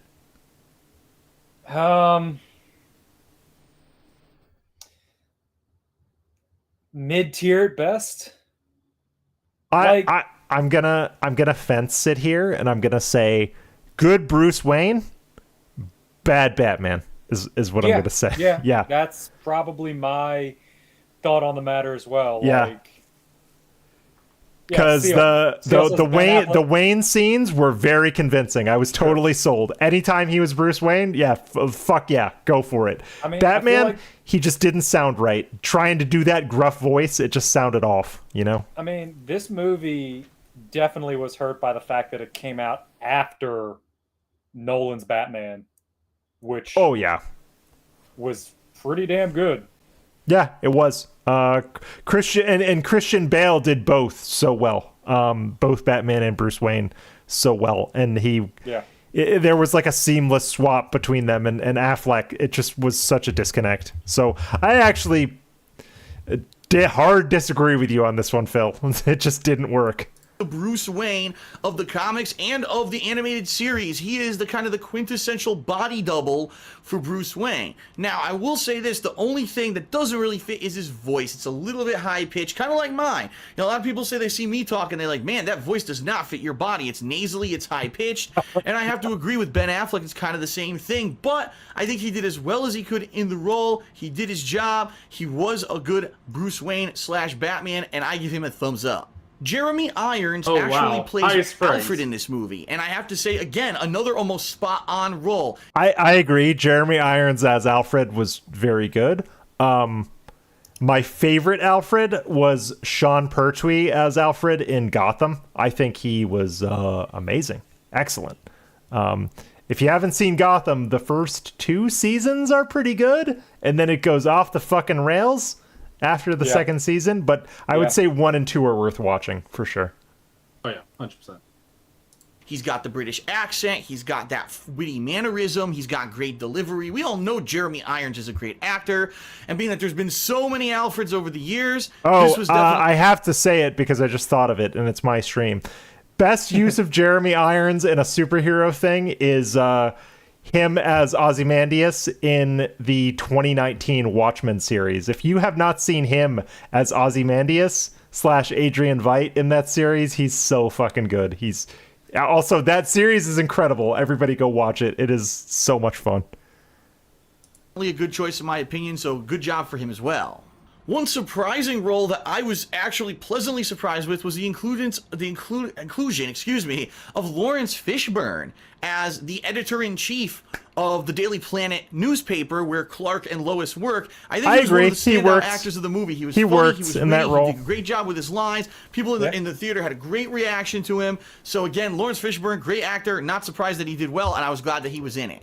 The actual plotline of how the world turns against Superman since the Man of Steel movie that happened a few years back is actually really interesting. I mean, the premise of, wow, when Superman was fighting Zod and those other Kryptonians, he caused massive damage, all around the major city of Metropolis. Probably thousands of people were killed in the fallout, which is funny because that was one of the major criticisms of Man of Steel. Little did we know that they would actually twist that criticism into the plotline of this movie. So the world kind of sees Superman as a rogue agent. He doesn't answer to any authority. If he sees a crime, he just goes off and does whatever he wants, and sometimes there's collateral damage. Why isn't he responsible, and why isn't he controllable? And the fact that Batman, aka Bruce Wayne, owned a business in Metropolis, and the fact that the people died during this. Oh fuck, midlife crisis. DSP, Man of Squeal. You're getting pinned, buddy. That's a good one. Midlife crisis. Good. Always come through for me, midlife crisis.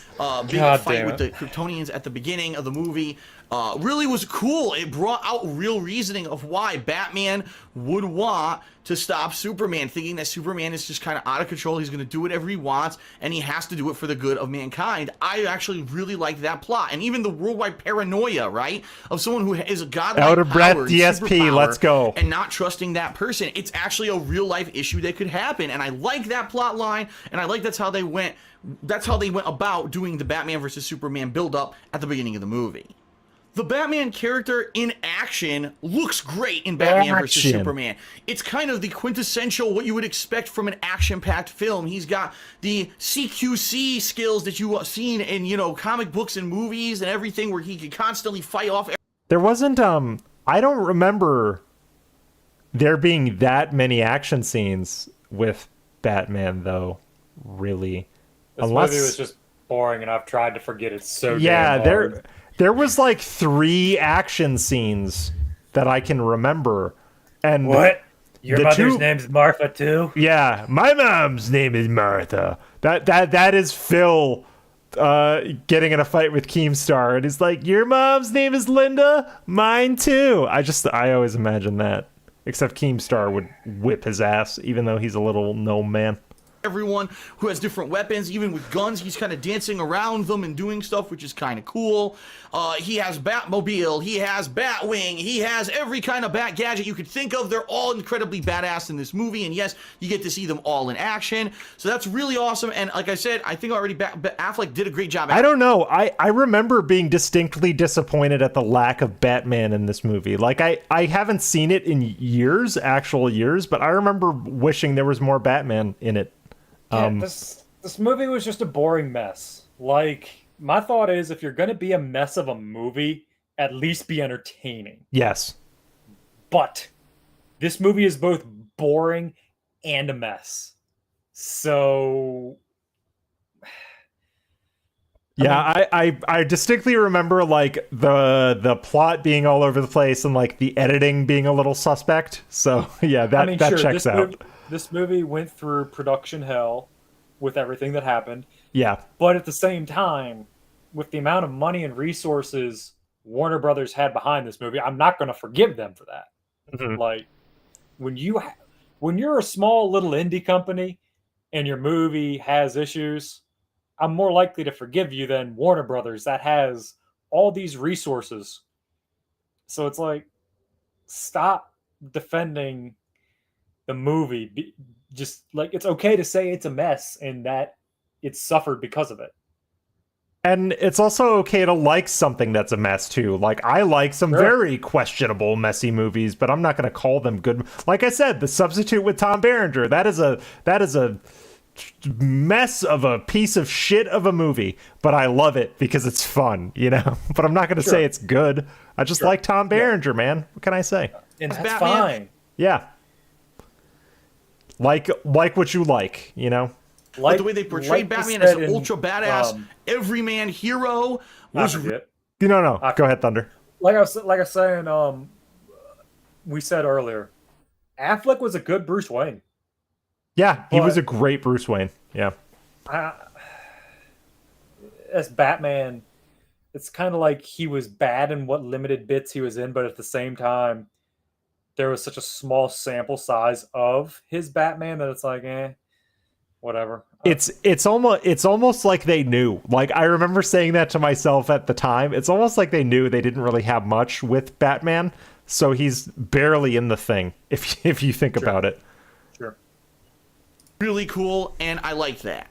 And you know what? Superman, when he was in action during combat, looked badass too. It's what you would expect. It's things that you've seen him in action in Injustice and in cartoon series and other movies. He's cool. He's super punching. He's, with just a touch of his hand, he can throw Batman all the way across a building. You know, he can do flying attacks and punches. It looks very much like what we would expect from Superman in realistic action, rather than, like, say, the Christopher Reeve Superman, who was just absolutely ridiculous. I like that. Finally, it looks like they finally got a movie where they got it right. And No, I actually think the Christopher Reeve Superman is like a very kind of like, it's campy and cheesy, but it's very kind of like measured, you know, in the stuff that it does. Most of it is him trying to be a normal guy. Like the difficulty with Christopher Reeve Superman, it's about him trying to fit in. Like that's actually like his greatest conflict is like, how does he fit in?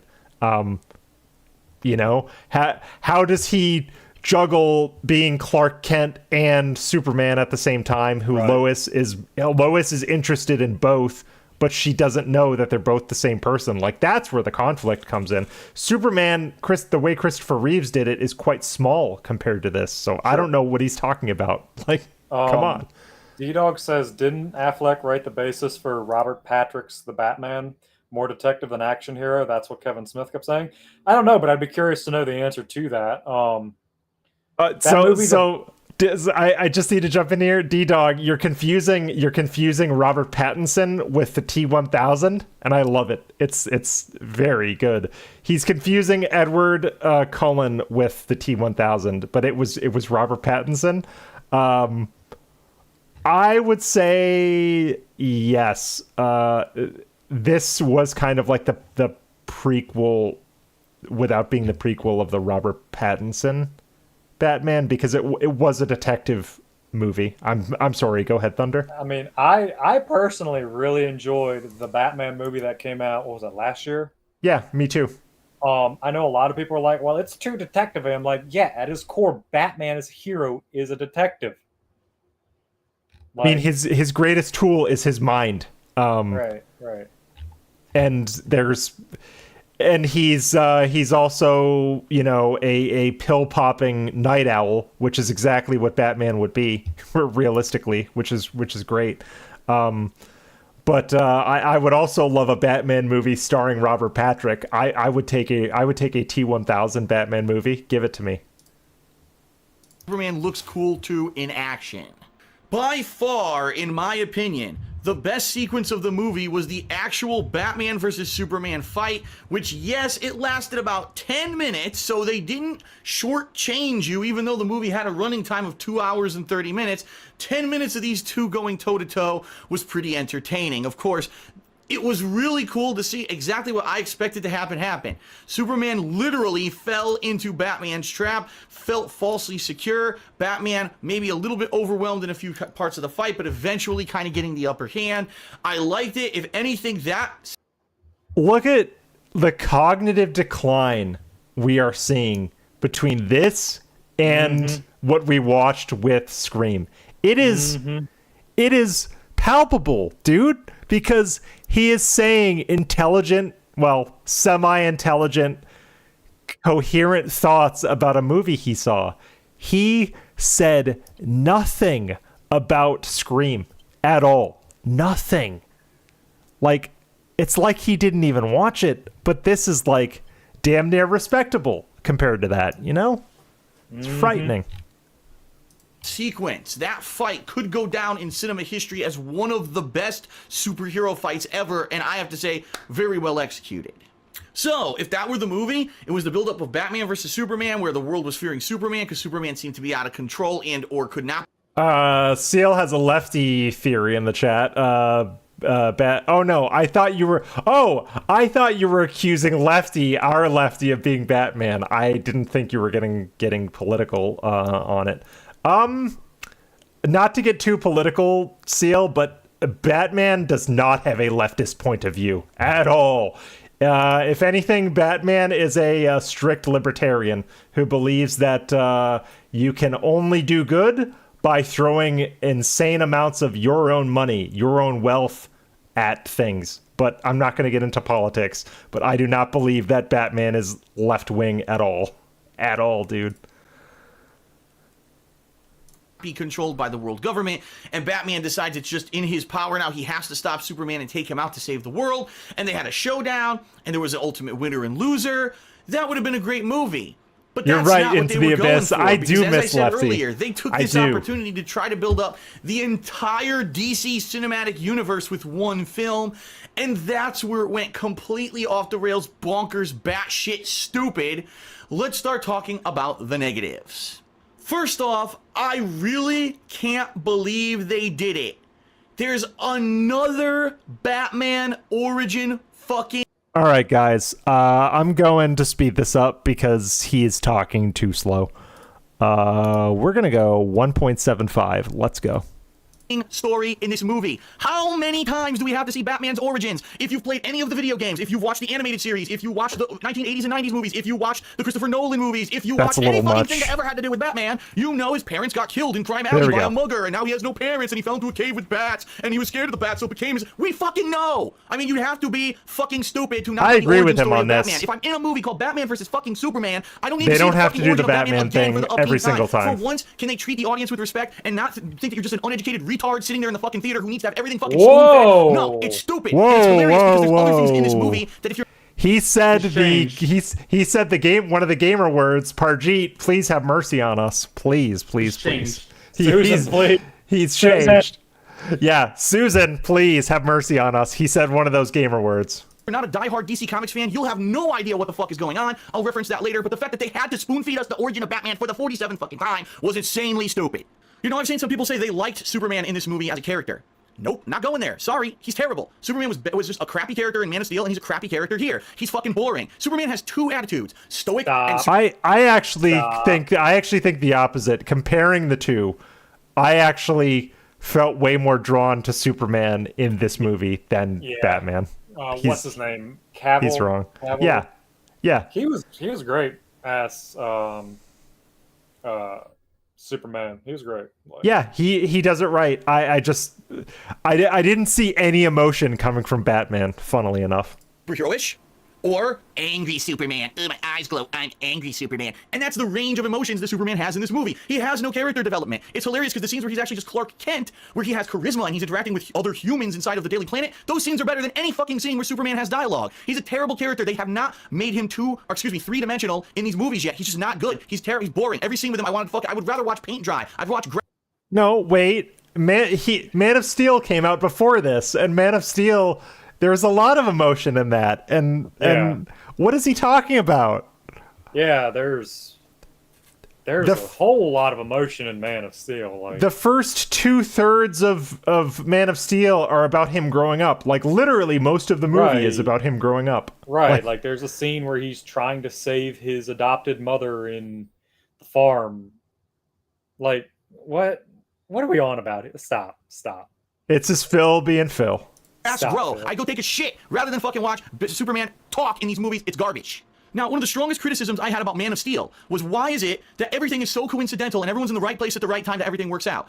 And guess what? They fucking did it again. Lois Lane, again, is magically in the right place at the right time. Can you give me a helicopter, head of Daily Planet, to fly me over to where that bat signal is so I could just somehow help out Superman during that fight? You know what the editor of the Daily Planet should have said? Fuck you. You work for me. I'm not going to fly you over there for free, you dumb bitch. But no. Oh, I'll get her a chopper. She magically shows up. Wasn't in the movie canon? Wasn't she like a Nobel Prize winning reporter by this time? Wasn't she like a big deal? It doesn't fucking matter, Phil. It literally doesn't matter. Like, and he takes the shit so literally. Yeah. Like he doesn't. Realize this is a movie. Why would you listen to that fucking redheaded woman and just get her a helicopter? Fucking Sikorsky, bunch of mouth droolers. Of course, she's the pivotal person who saves everyone and makes sure that Batman and Superman don't kill each other. Stupid. Yes, stupid. helicopter company creeping into the movie. That's right, D-Dog. The final fight with superpowers and shit. She's in it. Why? What the fuck? Learn how to write. Stop being hacks and stop having Lois Lane in every fucking scene. It was never like that in the comics. Never like that in any other movie. Get that shit out of here. On the flip side, what about Batman's sidekick Alfred? Oh, in this movie, he's a magic man, apparently. Because, apparently... Alfred is not Batman's sidekick, by the way. Never was. So, don't talk about Alfred that way. He built and maintains the bat suits. He built and maintains the Batmobile. He's the mechanic. He's the one who runs all the computers behind the scenes when Batman's out doing stuff. He does everything. So, I guess he gave up his butler duties or whatever, and doesn't do any of that shit. Now he's just kind of... Alfred is a butler. Butlers, by definition, do everything that their wards need them to do. That's what a butler does. Literally. I know people that got butlers, and butlers do literally everything. You need them to fix your car? Some of them fix your car. It's not that out of the realm of possibility that the Waynes would have found some kind of hyper-competent person to be their butler, you know? Like the sidekick henchman of Batman who does all the behind-the-scenes tech work. That's not Alfred. Now, I know that they were going for like a future version, parallel universe Alfred, where I guess in this movie, Wayne Manor burnt to the ground because we don't know the history of what happened with Batman and Joker and all that in the past. But it needs to be said, it's incredibly unrealistic. Alfred is a fucking butler. How did he learn how to do all this shit? That's right, Skull. That's what I said. How do you become a master Butlers technician can of all do this literally shit? It's anything. completely unfeasible. It's unrealistic. It's stupid. They could have explained it better. Now let's talk about the actual resolution to the Batman versus Superman fight, which in my opinion should have been the actual... Like, to put this in context, I know people that have butlers file their taxes for them. That's the kind of shit butlers do. So, there you go. Logical end of the movie. When Batman and Superman fight, they actually have like a legitimate thing to talk about. It's very important. It's in the background. It's a plot point. But they just start fighting. And Batman attacks Superman. Superman, instead of stopping the fight and saying, no, listen, here it is. I'm going to say it right now before you hit me again, stupidly walks into every trap Batman has. Then next thing you know, they're hitting each other. It's like, can you just like be two intelligent people for half a second and stop acting like two 5-year-old schoolyard boys who need to beat each other up? I mean, it's lame because the fight itself is great, but the reasons for the fight are so stupid. You can't talk to each other for 5 seconds before you beat each other to a bloody fucking pulp and maybe kill each other. It was really dumb, and for two iconic superheroes who you're supposed to look up to and say... No, it's because each of them views the other as an existential threat. Like, that's the point of this movie, is that each of them viewed the other as an existential threat. How does he not get that? Like, come on. God. Well, I really respect them. They're wise and they're intelligent. In this movie, they literally come off like kind of whiny brats, and it really is kind of unfortunate. And the stupid way the fight ends, obviously tons of spoilers in this video, but the fight ends because both Superman and Batman's mother's names are Martha. What? They couldn't think of anything better than a coincidence of a name. Now, I thought that Bruce Wayne / Batman knew who Superman was, right? He kind of knew about Lois Lane and all of that, so he already knew that Clark Kent's mother's name would have been Martha, so why is this a rev-a-fucking-lation at the end of the fight? Anyway, it makes no fucking sense. It's incredibly stupid. It's a really lame way to end the fight, and I mean, it is. I'm not going to disagree with him here, but it's not that deep, Phil. It's not. Again, this movie had so much creative limbo and meddling. It's like, dude, just stop, please. It's not that serious. If anything, the shared mother name of Martha is like the least creatively offensive thing about this movie. If you think about it, that's actually like not that bad. So just let it ride, man. I groaned when the fight ended like that. I was like, we're gonna get a resolution. Oh no, both of our mother's names are Martha. Oh well, everything's fine now. Let's just get up and walk away and be friends. Sure. And now, for the things that I predicted just by watching the trailer and I was dead on correct about. Number 1, Gal Gadot as Wonder Woman. Terrible. And I know a lot of people are praising her. Nope. Sorry, because that... Disagree. I actually really like her as that character. It works. It works. Yeah, Gal Gadot was fine. The movie wasn't good. Yeah. Like, I think in terms of like her body and her physicality and the way she carries herself, it's a very good choice. But she suffers from bad writing, as a lot of actors do. At its core, this is not a good movie. No. Hey, so I'm gonna hop here. Okay. So yeah, good luck with this pain fest. Yeah, no worries. If you need to hop. Thanks for coming on, Decepticon. Appreciate it. Once we know what the next movie is, we will we will find a time to do this thing because we don't know what the next one is. But see you later, Decepticon. It's probably gonna be Halloween. But Halloween kills. next time. Yeah. All right, next time. See you, dude. The character in the movie was not Wonder Woman at fucking all. And a lot of people were afraid that this Wonder Woman was going to be like the new 52 Wonder Woman. It really wasn't. And it also wasn't the classic Wonder Woman. It was some fabricated character. Because number one, she doesn't look like Wonder Woman. She looks like a supermodel. She doesn't have any muscle tone to her body. She didn't work out for this movie where she looked like she was anyone who could have any kind of combat, ability. She looks like a skinny, super duper skeleton supermodel. And in 95% of the movie, that's what she is. She's going around these dinner parties and fundraisers in dinner gowns. And by the way, she has a heavy accent. Wonder Woman doesn't have a heavy accent. That doesn't fit. So the look's wrong. The sound of her voice is wrong. Everything's fucking wrong. And then they put her in combat, and of course they make her look badass because of CGI. Sorry, I don't buy it. I think she's a terrible choice for Wonder Woman. I think they picked her solely on looks because they thought, oh, look, eye candy. People will watch the fucking movies when we come out with them later in the year. I think it's actually 2017 her movie comes out. It's bullshit. It's bad casting. And they fucking really copped out here instead of getting someone who would have fit the role of a big Amazonian strong woman. I seem to recall from the very first time that I saw a trailer, from the very first inkling that we had the casting, that when they said Jesse Eisenberg was going to be Lex Luthor, everyone collectively fucking groaned. That was years ago. And guess what? Everyone was right. It was terrible. He was one of the worst villains ever in a superhero movie. He was over the top. He didn't make any sense. It was funny because at the beginning of the movie, I don't know. Again, it's not, it doesn't really matter. Wait, didn't he say... Wait, hold on. My brain just broke. But didn't he say he liked this movie? Yeah, he said he liked this movie. He said he liked the positives of the movie, and if this movie could be just the positives he liked and none of the negatives he didn't like, he would enjoy this movie a lot more. Yeah, true. Yes, because truly fucking regarded take. Okay, yeah, because my brain broke for a second, so I had to have you bring me back to reality. Like, just the basic shit he's getting wrong. Like, oh, Gal Gadot didn't work out for this movie. There were clips of her working out, doing some crazy shit to get ready for this movie. Like, what? She was very strong and very well-trained for this movie. And I think her look was very good. And I think her...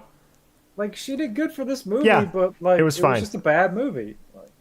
And like Jesse Eisenberg, like not that offensive for Lex Luthor, because what is Lex Luthor other than an eccentric, rich, bald guy? Like that's literally it. Starts off almost like a Mark Zuckerberg, which is the character he fucking played. Yes, they wanted him to play someone who was relatively close to like a real world megalomaniac. That's what they were going for. The Social Network, and that's the role he's known for and he's praised for. He was kind of like an eccentric, rich, young kid who just wanted to get involved with worldly affairs and stuff like Mark Zuckerberg, and he almost seemed like he was doing things for the good of the world to protect them from Superman because he seemed like he was a loose cannon. And then by halfway through the film, he's got tics, he's got mannerisms, he's acting like a crazy asshole, he's killing people, he's doing all this, and you're like, no, I don't buy it. Sorry, Jesse Eisenberg, he's a nerdy kind of guy. That's the character he should play. He's not a fucking supervillain. It was insane miscasting. And Lex Luthor's a nerd. This decision Come on, saying, dude. But he's not Lex Luthor. He's Lex Luthor Jr. He's a new character. Wrong! This is the Lex Luthor of this film series. At the end of the movie, spoiler alert, they shave his fucking head bald just like Lex Luthor in the Superman comics. He's supposed to be the real Lex Luthor, and he's terrible at it. He's awful, he's over the top, he's unbearable. Every word out of his fucking mouth. You're seeing the creation of the character. This was a Lex Luthor origin story. Like, he is expecting Lex Luthor to come in as the established villain, but instead you're getting... Jesus Christ. They were trying to set up some motivation for Lex Luthor's behaviors towards the end of the movie and potentially the future, because they were setting this up as a cinematic universe. Now, arguably it didn't really stick as a cinematic universe, depending on how you feel about the Snyder Cut and everything. I don't like these movies at all, really. No. Man of Steel was the one I liked, and that was it. I think they're a giant misfire. I think the most recent Suicide Squad movie is fun, but other than that, fun, I don't really like them. Great use of Sylvester Stallone in that second Suicide Squad movie. Right. Punch his teeth out. Fucking terrible. And in fact, the Luthor character is so bad that he ruins the movie single-handedly because everything around him makes absolutely no sense. Here comes some crazy, stupid things in the movie regarding Lex Luthor. Terrible, terrible, terrible, terrible. Number one, why the fuck does Lex Luthor want to kill Superman and Batman anyway? The whole movie, he's kidnapping people, he's doing things behind the scenes to frame Superman and make him look like a bad guy. He's trying to pit Batman versus Superman. Why? What the fuck does he have to gain? At least in the comic books, they explain he was trying to become like a really rich, powerful guy, and he was afraid that Superman could ruin those plans, or maybe he could use Superman as a tool. In this movie, none of that. He's just fucking a dick. He's a dick. Terrible, terrible, terrible, terrible. He wants to fuck people over. He wants to... I don't know if this was like an editing choice of him trying to be funny, of him just looping the terrible, terrible, terrible thing, or if it's just a bad edit. I can't tell. So Seal summarizes it in one sentence: because he wants power. Boom. Yes. Done. Because he wants power. And that is Luthor's motivation every time you see him in any Superman media. He just wants more. This isn't hard, but yeah, because this man has a room temperature IQ, we're making this a lot harder than it has to be. This is a series based on a comic book. In comic books, villains do it because they can. You know, oftentimes the motivation is, yeah, I might be slighted by Superman or whatever, but ultimately I'm doing this because I can. Yeah. Kill people, and if he can't get his way, he's just gonna fucking kill them all, but there's no actual viable explanation as to why he wants to stop Superman or kill Batman, and none of it is ever fucking explained. It's also really never explained why he doesn't go after these people in their personal lives, because somehow he magically knows who they are, what their real names are, so why the fuck didn't he just go after them to begin with instead of waiting for this big climactic? It's terrible, terrible, terrible, terrible, terrible. One big plot point of the movie is that the US military start... Okay, so he ran that's 4 times with that terrible, terrible thing. He's trying to be funny, and it's not working. Working with Lex Luthor, and they give him access to the Kryptonian ship from Man of Steel. What he would need to do is he would need to change the color to black and white during that clip, or zoom in on his face, or do something like, dare I say, he would need to do a Snort Burnell style edit to actually demonstrate that that's a joke, but it's just him saying it over and over and over again. And I don't know whether I should laugh or call it bad editing. I'm gonna call it bad editing though. Fuck him. And they give him the deceased body of General Zod. They give him all this stuff. Why? It's never explained what the U.S. military got out of working with Lex Luthor. It's a huge plot hole. It's never explained. It's never re-explained or re-examined.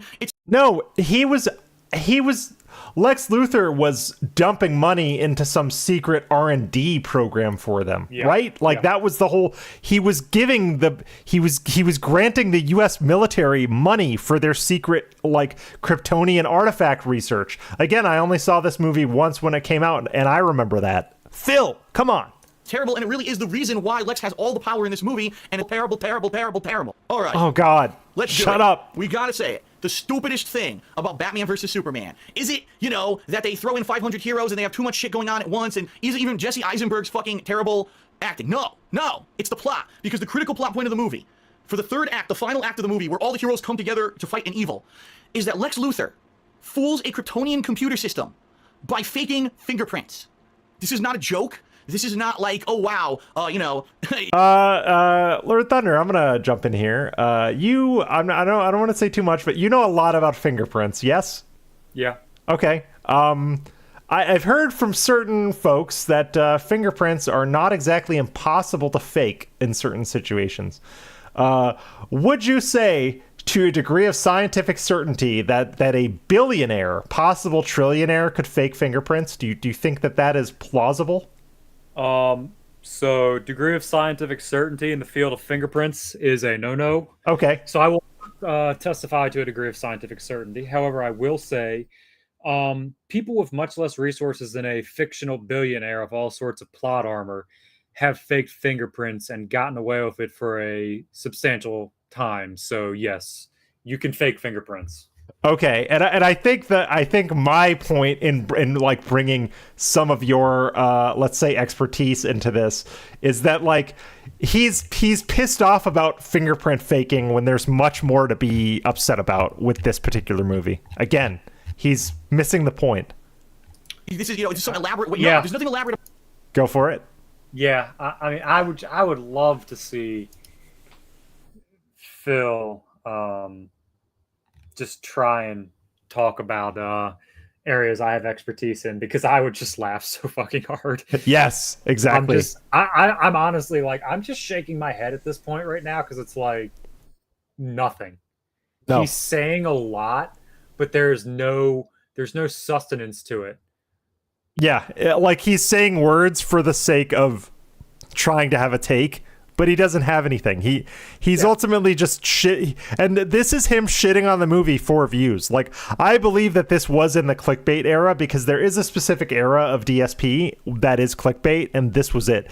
This was like, I don't think this was too terribly removed from the Homefront Revolution review and some of those other edits. I think this was like right in that era.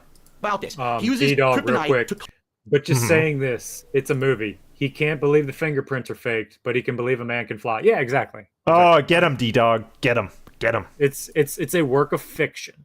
Yes. You know, when we're dealing with a work of fiction, you have to go in and suspend your realism. Like, this is again a man with just such a limited, fucked up worldview and an IQ or in a brain that's clearly suffering from cognitive decline relative to his age. Yes. It's I honestly enjoy the cognitive decline of Phil, because it's fun. Funny is the wrong word. It's shocking to see, because it's like, holy shit, this dude's in his early 40s and he's like, I often call it fascinating, you know, like, yeah, fascinating's appropriate. My girlfriend occasionally catches like bits and pieces of the pre-stream, and she works in a nursing home on a memory care unit, right? And she'll say, "Man, he's like some of the people I know with dementia." He talks about the weather. He talks about shit in his house not working. He talks about his ailments. He sounds like someone with dementia, is what she says all the time. And no, he really does. He really does. Because she's like, yeah, at lunchtime, they all my people talk like Phil. They're talking about the weather. They're talking about, you know, just all this bullshit. And it's the same looping subject matter every single day. And that's Phil. Well, and people who have impairments and decline like that, they often do cling to the idea of normalcy a schedule gives them, which is why I think the idea of a schedule is something that is, for lack of a better word, sacred to this idiot. Yes. Yeah, it's fascinating. Sure. The schedule is sacred, because also he can know, okay, in this day I'm going to do this. On this day I'm going to talk about this. You know, it's very known. He prides himself for supposedly being some like off the cuff commentator, but we all know he's not very good at doing anything off the cuff. Like he's never been good at improvisation. Even though like the first, let's say, 5 years of this venture, he would have said, "Oh, people come to me for my improv commentary." That was never the case. People came to you because you got your shit up first, and it was that simple. And the algorithm back at that time prioritized you in a way that it no longer does. It's very simple. All right, let's keep pushing. But the fingerprints off of General Zod, he literally glues them to his own fucking fingers, like probably with a glue stick or fucking, you know, Elmer's glue, and he goes into the Kryptonian ship and puts his hand down and activates the ship with the fake fingerprints. Now, from that moment on, the ship actually recognizes that he's not a Kryptonian. They even address him as Lex Luthor. Yet, for some inexplicable reason, all of the AI and all the computer security and everything in this ship that we actually saw from the previous movie, it's gone. Terrible, terrible, terrible, terrible. It all just does what he says. Stop. He needed the fingerprints to turn the ship on. Edit. Yet all of a sudden, he completely assumes control of all the Kryptonian technology just like that, because he faked fingerprints. No actual logical explanation. And exactly, Parma. Exactly what I was saying. Spoiler alert, revive General Zod. Now, Mr. Burnell, the computer says to him, finish your applesauce. I can't do that because the Kryptonian Council said we can never do that again. To which Luthor says, well, they're all dead, so just do what I say. And the computer just says, okay. Of course, because as you know, today, right now, if your computer pops up with a security question, you just say, well, fuck all that. I don't give a shit about who put the security in place. Just bypass it anyway. Your computer says, okay, and it shuts down the security question and gives you access to whatever you want. Thumbs up. That's some of the worst fucking writing ever in any movie. It's also, I mean, he plays Street Fighter, right? He plays Street Fighter and like MK. There's people that summon power from other dimensions to shoot fireballs and energy orbs out of their hands and those things. How does he not have a problem with that? But faking fingerprints is outside the realm of possibility? Come on, Phil. Yeah, Game Master, exactly. It's not that deep. Like, it's really not. Yeah, but like, this is fake rage. Yeah, this is fake rage. He was clickbaiting. He was trying to clickbait, for sure. Yeah. laughable. It's embarrassing. The fact that this pivotal plot point of how Lex Luthor got the power to do the entire third act of the movie is a joke, and whoever wrote it should be fired. Whoever included it in the movie should be fired. Zack Snyder, I hate to say it, I love him as a director in some things like 300 and Watchmen. In this movie, the fact he let that shit in the fucking movie is terrible, and it ruins the whole fucking film from then on. Because you see, if the movie had ended with the fight between Batman and Superman... Wait, so with all of the horse shit in this movie, that's when he would have walked out, was the fake fingerprints thing? Come on, Phil. And the movie had a... we didn't watch the same movie, I guarantee you. 90-minute He's runtime, probably drunk. it would have been a much better Yeah, movie. probably. But no, they need to set up the whole DC Comics cinematic universe. So they have to have references in the movie to Cyborg, to Aquaman, to the Flash, so that they can be in the Justice League movie that's being filmed right now. Oh, they got to bring in Wonder Woman. So why would Wonder Woman be involved? We need a super duper villain at the end to unite all the heroes. So there's a reason for Batman and Superman to not try to kill each other. So what is it? It's Doomsday. Yes, General Zod is revived and mutated, not explained how. He's just revived and mutated into Doomsday, and all the heroes have to fight Doomsday. And even though I'll say this, some of the action in the sequence was good, the premise of it, that they couldn't just let the movie be about Batman and Superman, and the plotline of the world not trusting Superman. No, we have to throw every fucking possible thing in here so the heroes reunite as goody-goodies at the end of the movie, and we would be nice cliche bullshit. It was fucking terrible. And I'm sorry, Doomsday looks like shit. That's not Doomsday. Doomsday doesn't have the powers that he has in this fucking movie. It's a cop-out. It's a complete waste of the character because they could have had Doomsday coming in the future. They could have redone the death of Superman for real, in the real way it happened in the comics, with the heroes and everyone involved, and it would have been badass. They didn't go for that. Let's just fucking waste a whole character, waste Lex Luthor, waste all this shit so we can set up more movies and make more money in the future. Wow, you guys Can really you are sit in for the still, top, aren't ya? fucker? And the No, he can't. And especially Good playing God. playing this in fast motion just exacerbates all of the weird ticks and swaying he does. Sure. It's amazing. biggest joke of the entire movie for me is the ending. And again, spoiler alert, because obviously if you didn't see the movie, this is a huge Tell spoiler. us about At the end of ending, movie, Phil. Superman Talk about dies. my ending. No. Sorry. Ladies and gentlemen, if anyone ever has followed DC Comics, you know Superman cannot die. That's factually not true. Superman has died in comics over and over Everybody and dies in over comics. again. Yeah, everybody dies. Because comics eventually have to have stakes in that's why- order... Go ahead, Thunder. That's why in modern comics the idea of death is a joke, because of how many times characters have cheated death and come back. Like, come on, dude. I'm pretty sure there's a major DC Comics story arc called The Death of Superman. There is. I have it on a bookshelf in this house. Yes.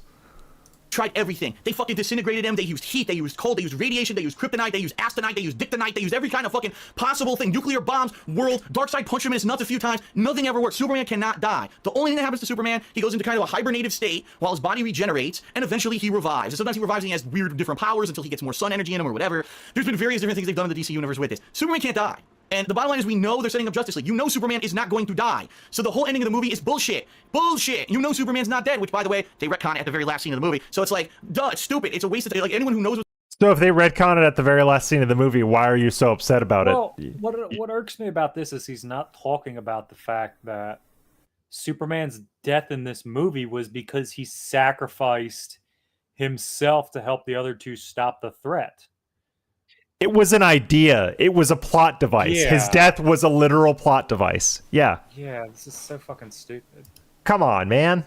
what's going on and knows the Superman character is going to be so pissed when you see, like, we know he's not fucking dead. You wasted my time. Why is this in the movie? They didn't have to do that. And now my final point, okay? I really feel that when they made this movie, they didn't know who they were trying to appeal to. I think they were trying to appeal to too many audiences at once. If you're trying to appeal to a widespread audience, oh, we need the Batman origin in there again, right? Because people might not know who Batman is, and we need this in there, character development of Superman, all that. But then they also had to introduce a million other characters so that you'll understand who they are when the Justice League movie comes out, whenever it comes out, right?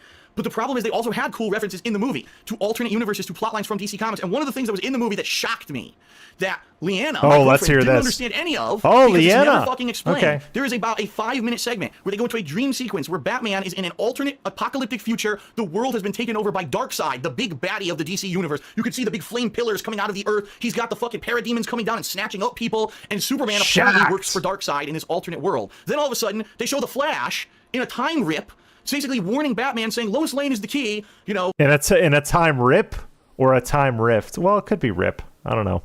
I mean, this is table setting, so it's not a big deal. This was supposed to be. This is table setting for a movie that eventually came out. You could argue, but yeah, this was table setting.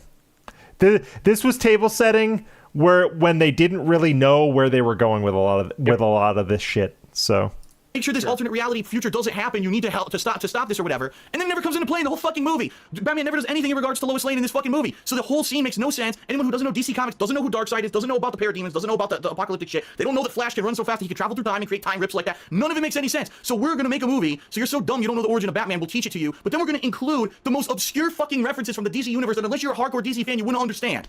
This movie is bi-fucking-polar. Batman vs. Superman could have been a great fucking movie if they knew what they were doing, if there was someone coherent who edited the script, who kept it together. So they should be fired. It almost feels to me like this is two movies. Okay. Like, they had a plan for Batman vs. Superman, but then they were going to have this movie where Lex Luthor pits them against each other later or behind the scenes orchestrates this thing and tries to take over the Kryptonian technology, but they said, we can't do that. We can't do two movies. We have to do one. So slam them all the fuck together and make a convoluted, annoying, fucking piece of shit. And that's what this movie is. I'm sorry. There's all this great stuff. Ben Affleck, great job, right? Jeremy Irons, great job. Lawrence Fishburne, the fight is great. Batman great job, Jeremy. The actual action scene at the end of the movie where they're fighting Doomsday looks like, wow, this could be great potential if they're actually fighting Darkseid later on as the Justice League. But there's so much shit that's piled into this piece of garbage movie that pisses me the fuck off because I knew it. I fucking knew this years ago. I said Eisenberg, terrible. This Wonder Woman looks terrible. If the fucking Doomsday's in it, terrible. And I was 100 fucking Ah, yes. Confirmation bias. So, ah, my yes. perfectly calm reactions to the Batman vs. Superman Dawn of Justice movie.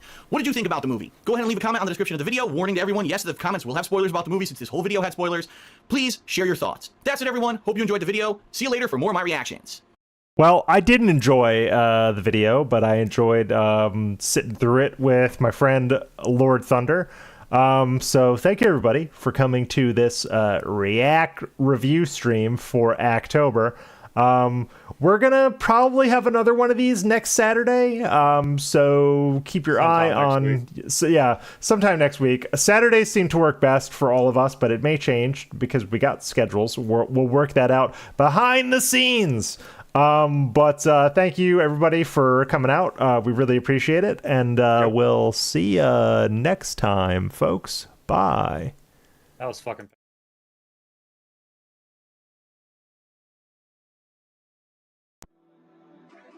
And a couple of my coworkers started calling me Sway. I said, why are you calling me that? Because when you stand, you can't stand still. You're always like kind of moving back and forth a little bit. You never just like stand still and relax. Like, you're right.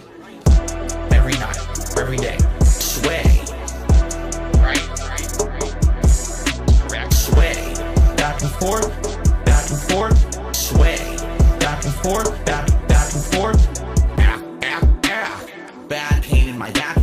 Herniation of the disc. A stool for my shower. I'm just a boomer. I'm dazed. I'm confused. Huh? I don't want to be Mr. Views. Every night. Every day. Sway. Right. Chill day. Sway. Back and forth. Back and forth.